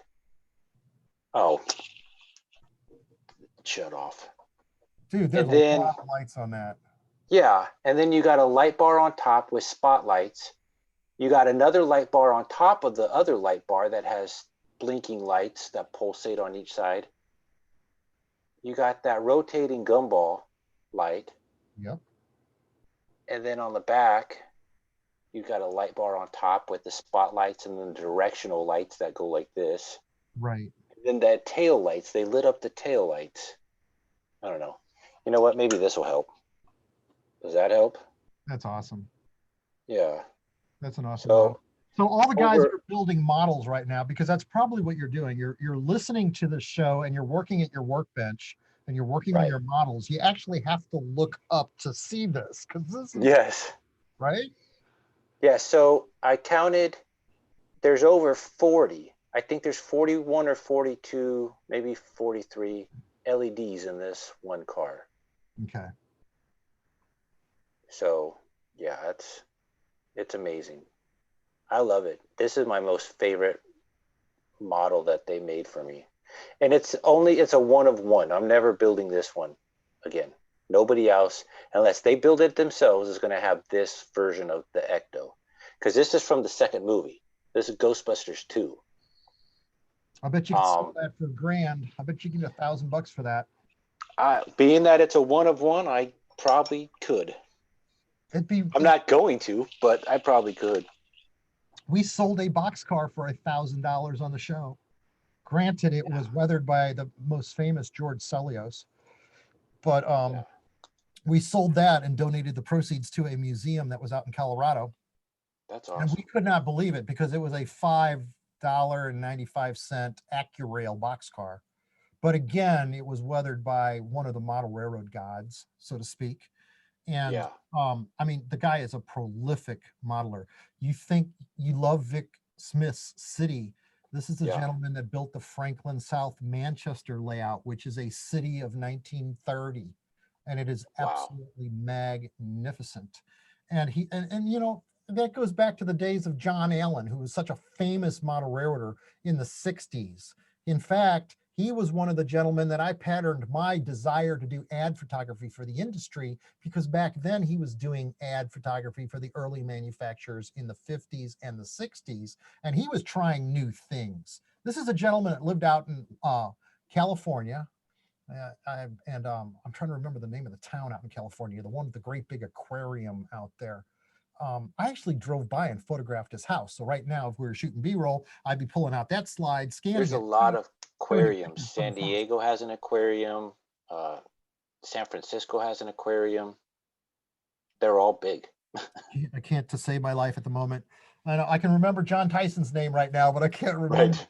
I can't remember the name Monterey, California, where John Allen used to live, up in the Monterey, mountains. And I found his house. I drove up into his neighborhood. I couldn't remember if it was number 5 or number 9 Cleo Vista, but I shot pictures of both houses. And you know what? The National Model Railroad Association got a hold of 20 or 40 different artifacts from his original layout. And his layout was the layout that had burnt. It had burnt.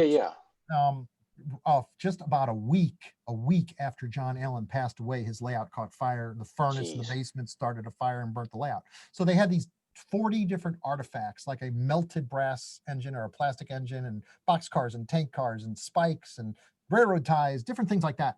And they sold all of that stuff for the NMRA and raised $6,000 or $8,000. Wow! Because it was John Allen stuff. Like one of the locomotives, I think, went for $2,000 or something like that.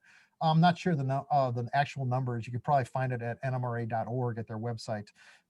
But it was amazing how the people that are so loved in our hobby, that were represented in the model press, they are to this day cherished, and people exemplify and copy their work and emulate their work, because it's really weird, but if you're a prolific modeler and you do really good modeling, you create a following of individuals that follow what you do and aspire to build models like the way you build them. It's right. It's kind of cool. Yeah, well, that's another reason that it's always good to go to these shows and take your stuff to them and display them. You know, you're not going to win an award. You're not there to compete against other people. You're there to show what you can make to the masses, and hopefully they like it enough, and then you sort of do get a reward by people following you, or maybe it ends up in a magazine, or it ends up on the internet, or I end up on your show or whatever. But it's not even the point of that. You're building it for yourself, and then you end up getting a following because people like what you've made. Here's something we haven't talked about. Here's fresh new material on a 2-hour show. When I went to that RPM meet, one of the things that really caught my attention and I thought was fabulous are these dump trucks for $700 or $800, or some of the cranes. There are some really neat industrial commercial construction models in 187 scale and 148 scale that you can buy already built if you've got the pocketbook to buy them. And you could create one massive, really cool quarry scene, or that thing would be huge. Construction scene. Yeah, I would love to have one of those Ute dump trucks. There's even people that make those mining shovels, whatever. Yeah, the huge ones. Yes. And those things the size of a house. those models sell for like $1,400, but they're Golly, amazing looking die casts. I think those might even be die cast models. There's they some really, better be for that price. it's They some better really be cool stuff. indestructible. I mean, I know we got the little models that we cherish and love, and that's because they fit our budget, you know. Um, Right.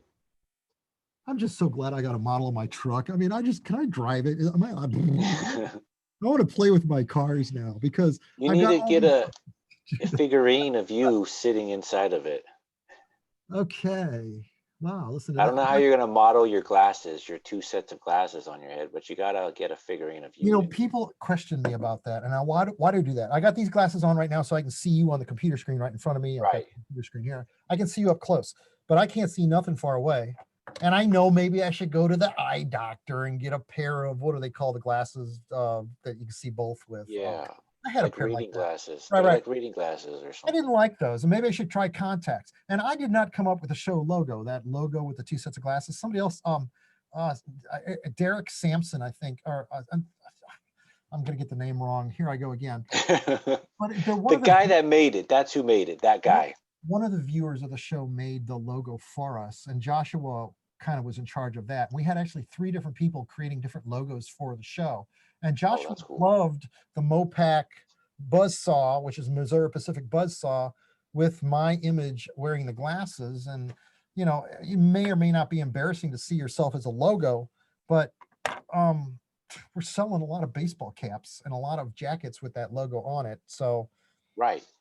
Well, and then you got the train cars too, with the what's neat this week and your oh, logo on it. I took those off the table. They're on the layout over there. I pulled those off the Yeah. table.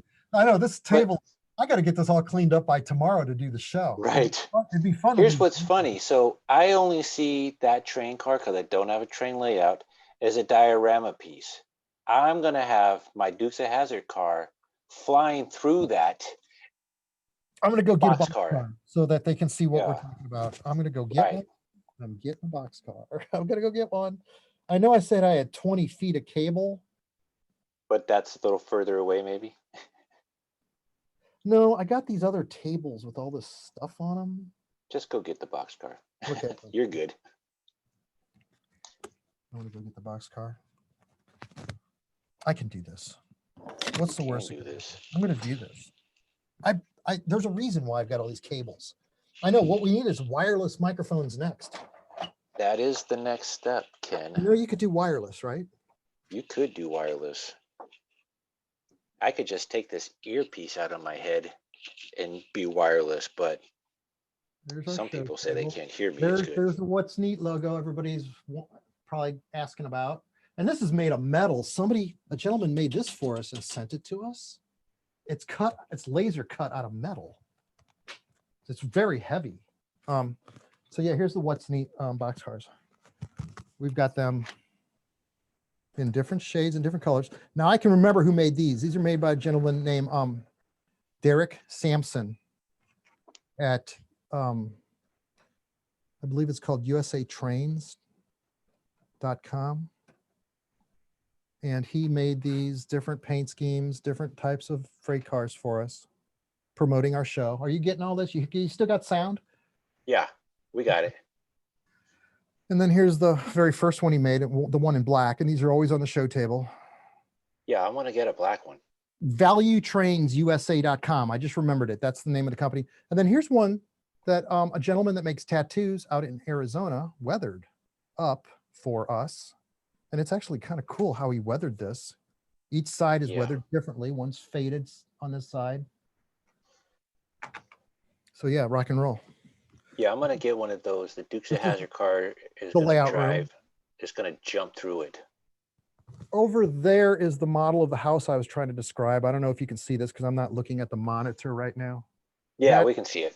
Okay, that's a cross section of my property on the bluff. So it's 200 feet vertically and 400 feet, 500 feet long is the yard. It sits on 2.5 acres with the house and the garden railroad in the backyard. We didn't even talk about the garden railroad. If it was daylight outside, I could point it out the door right here and show you the garden railroad, which was another prop for creating advertising photos for the manufacturers and what have you. The garden railroad was just an important piece of the puzzle because Bachmann Trains sells large scale. If you look at the shelves up here, there's a lot of large scale engines on the shelves.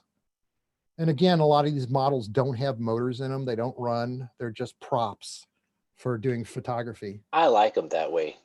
Considering I don't have a layout, if I could just push it with my finger, that's good enough for me. Right. So when we're doing a show, that's kind of the podcast setup that we have to work with right here. I'll point it down. Speaking of trains, last weekend, there is a famous steam engine train park out here in the Smoky Mountains of North Carolina called Tweetsie Train Okay. Park. They have a year-round narrow gauge 460 steam engine, 2 of them that run year-round. That is very cool. Yeah, and it's the only steam engine or the only set of steam engines in the state that run year-round. There is another steam engine that runs in another part of the mountains, but it only runs in the summertime, and in the wintertime they use a 1940s style diesel engine. Very cool. But yeah, we had a little passenger excursion ride on that steam engine last weekend. Not the actual steam engine on the cars, that open I don't know what you call them, open rail cars, no windows. Right. They look like they're 1800s right. Rail cars. It was pretty neat though. It's very cool, dude. That stuff is amazing. I don't know, what did they use it for? They didn't have gold in your state. What I don't know what they they call used that it then? for. I mean, the train track is meant just for the park. It goes in a circle that's probably like 4 miles long. Okay. So, and it doesn't look like from my inspection that it ever attached to any actual real railroad. Okay. So I think some rich guy said, I'm going to make a park with a railroad in it. And yeah, he's got like an old Western town to kind of go with the railroad, and then a bunch of like carnival rides within the town. That sounds like somebody that's just having too much fun and has an income to do it. Here you go. You may have seen it, maybe you haven't. There is a famous YouTube video of a steam engine blowing fire out its tender smokestack and out the sides, and has this big huge skull on the front. It's a Halloween train. Okay. I don't know if you've seen that. Look it up. Look up steam engine with the Halloween steam engine from hell. That's at the park that we went to. That's what the second steam engine does, is they've mechanized it to shoot out like amber sparks out the coal stack or the pipe, and then somewhere along the piston area they blow out fire out that too.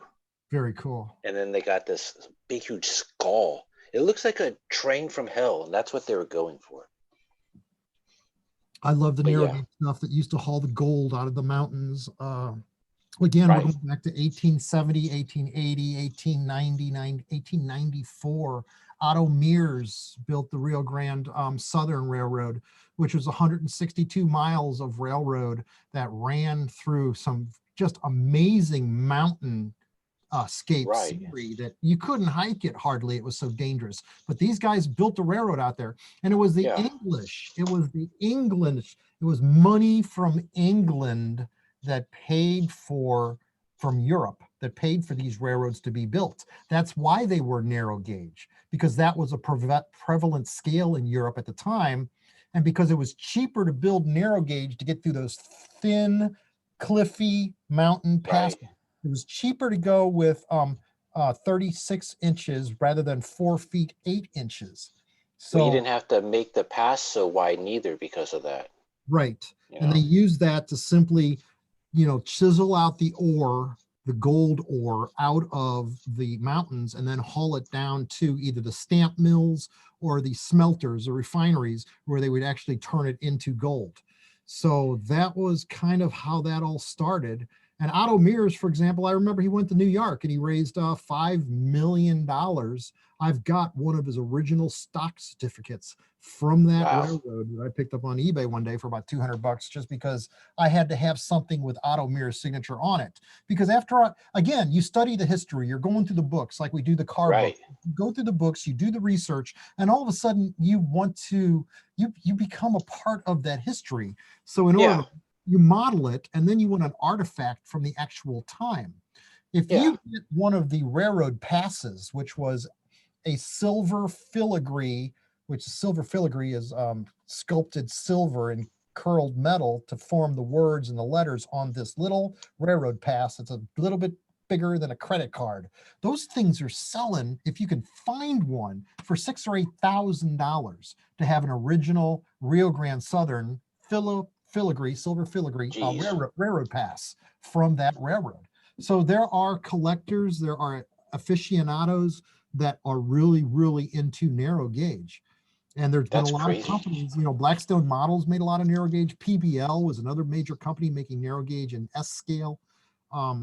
That's quite a big part of the hobby. Bachmann has even gotten into that with their ON30 models that they've created. So Yeah, I was just going to mention those. I watched a whole documentary of how the East Coast and West Coast met up, that railroad. And those trains are probably some of the neatest locomotives ever made, in my opinion, just yes. because of the importance that they were to meet the East with the West. Yes, LGB of America just made, and that's Right. well, that's a centennial set where you got the 440s that met each other. Yeah. I don't call it Promontory Point, but Promontory, Utah, I guess, is where this occurred at, or close to that, where the two railroads met, linking up the East Coast with the West Coast. And they sell a G-scale set of those locomotives in a collector's box. And the going rate for those, the retail price on those is $10,000. Oh my gosh. I don't know how many sets they've sold, but the folks. Was that the set that they sent you to do that review on? Gail, yes, Gail from Wow. LGB out here in Columbia, Missouri. He's LGB representative for the United States. Brought a set. Him and his wife came here, and they brought a set to the studio so that I could make a video for them on unboxing the set. And Right, that was a neat video. We didn't even run them on the Garden Railroad because at the time the Garden Railroad was in disrepair. It wasn't quite right. working. So yeah, I remember the amount of detail you said they put into that. I mean, like all these working mechanisms that make that thing even more realer than just a toy. It's not a toy no more. It's almost a real steam engine, minus having to put the coal in the tinder. But then again, you got to quantify the fact that if somebody asks you to build that set, if somebody said, hey, Sam Dennehy, I want you to build the Jupiter for me for my museum, I want to make a display, and you're building just one of those, you're going to charge $40,000 or $50,000 to build that model for them, because that's how many hours it's going to take you to mill, to machine, to build that model. Okay. So when you quantify the fact that you can buy an operating set already ready to go for $10,000, suddenly that museum price seems like a bargain. Oh yeah. Or vice versa is what I'm trying to say. Yeah, no, yeah. You'll buy the set and still, gain 30,000 off of it. Right. Now maybe my wife isn't going to allow me to have that in my budget, or it's not the type of income that I can make to afford that, because I got to buy my children food instead. But there are those out there, if you're a Washington lawyer making $650 an hour, you're not going to blink an eye if it's something that you really have a passion for. If you're going to put that on your mahogany desk as a desk set behind you, then rock and roll. There's your customer. The question is, how many customers are like that? What is the market? Can you get a return on your money for making a set like that? Somebody somewhere, some accountant somewhere did the math on this and thought it was a good idea to do over in Germany, over there at Marklin, because that's the parent company of LGB is Marklin. So yeah, rock and roll, if you can afford it, it's there to be had. And it's like that with everything. I mean, come on, this is a cheap hobby. We're talking about cars. What's the going rate for a Lamborghini? What is the going rate for some of the collector automobiles that are out there? Some of these just amazing. What we're doing, I don't want to say, this is a very inexpensive hobby compared to other hobbies out there. Oh, compared to the RC world, like you said, you put how much money in the RC cars or whatever you were into RCs with? What is it? That's an expensive hobby. Elon Musk's hobby is rockets. Okay. Yeah, that's billions of dollars. Our hobby is, a couple cars and a train. So, I mean, Right. it's all out there for anybody that wants it. And for those folks that are working on a serious limited budget, there are swap meets where you can buy stuff that was made in the 70s, 80s, 90s, and 2000s all day long at a bargain. Oh So yeah. there's room for everybody in our hobby to happy, to afford it, to progress, and to fulfill their dreams of that dream layout that they want to build with cars that really operate. Yeah, exactly. And it's not gonna go away um anytime soon. Maybe in the next 60 to 80 years, it'll be a lot smaller than it is today. But I mean, in our lifetime, in our generation of lifetime, it's not going away anytime soon. We're going to live through it. So, and the technology is going to be out there for us to Rock and play with roll. it. I know, right? It sounds good to So, me. right. As long as we keep living, they'll keep making. As long as we keep buying it, they'll keep making it. Brother, I got to clean this mess up and start getting ready for tomorrow's show tonight. And Good. I Do got it. pictures all over the basement. I got books all over the basement, all for a Yeah. What are all those cars on that table? Get them off. We need trains on there. That'll give you a good chance to dust off the shelves now that they're not on there anymore. But Yeah. Get those what needs this week trains back up there. I appreciate very much you inviting me onto your show, Hey, and I man. wish you I the best appreciate you of luck more. with your show. And I want you on our show as well. Yeah. Either the one, and you know what? And if you ever get a video camera and start wanting to build stuff, you can certainly submit material to the What's Neat show from Outer Road Hobbies Magazine. That's the monthly show that I produce every Right. month where we get our hands dirty. That's the show where we build stuff, we make mountains, we build trees. I got a whole Yeah. bunch of lodgepole pine trees set up over there tonight, so I can do a segment on how to make pine trees for January's video, which I'm working on right now. The podcast is all about the people. It's about Right. what's new this week in the hobby, what the manufacturers submit to us to show off in the hobby. And yeah, there's Stripe. There's a tail right there. That's my Yeah. Cool, man. Well, yeah, I'll look into that someday. And until that someday happens, there's B-roll of this interview somewhere in that videotape. So there is. next week, this week, I'll talk I about this. might be cameoing in a new What's Neat this show, Show number 137. We record tomorrow night. 137, geez. And introduce yourself. Hello, Stripe. Just take over the table. I wish she would do that on the show. That would be fun on a Saturday Maybe night. there's too many people. That's probably it. Yeah. Because if he were to get up there and just start walking, tippy-toeing over all the trains, all the people would be like, oh my God, there's a cat on the table. Don't sit on the train. I know, right? This is my companion in the shop all day long. It would be funny if he did do that, though, and you let him do that. Like, you didn't stop him. Just watch the people's facial reactions. They're amazing. They never step on anything. How they are able, she can step Yeah, right. around. Well, they say you can throw a cat in the air and it'll always land on its feet no matter what. It's got some balancing act that it knows how to maneuver its body to always land on its feet. Right. Always. So, yeah. If they can be that smart, then why not touch nothing and just tiptoe all around it? All right, Ken. This was a good podcast. Everybody, I'll have links in the description below for his podcast, both of them, the What's Neat This Week and the Model Railroading What's Neat This Week. And you can see what he's all about, as if you don't know already. And if you don't know, you've been living under a rock, so get out of it. I know. Usually we say, let's go run some trains, but in this case, let's go play with some cars.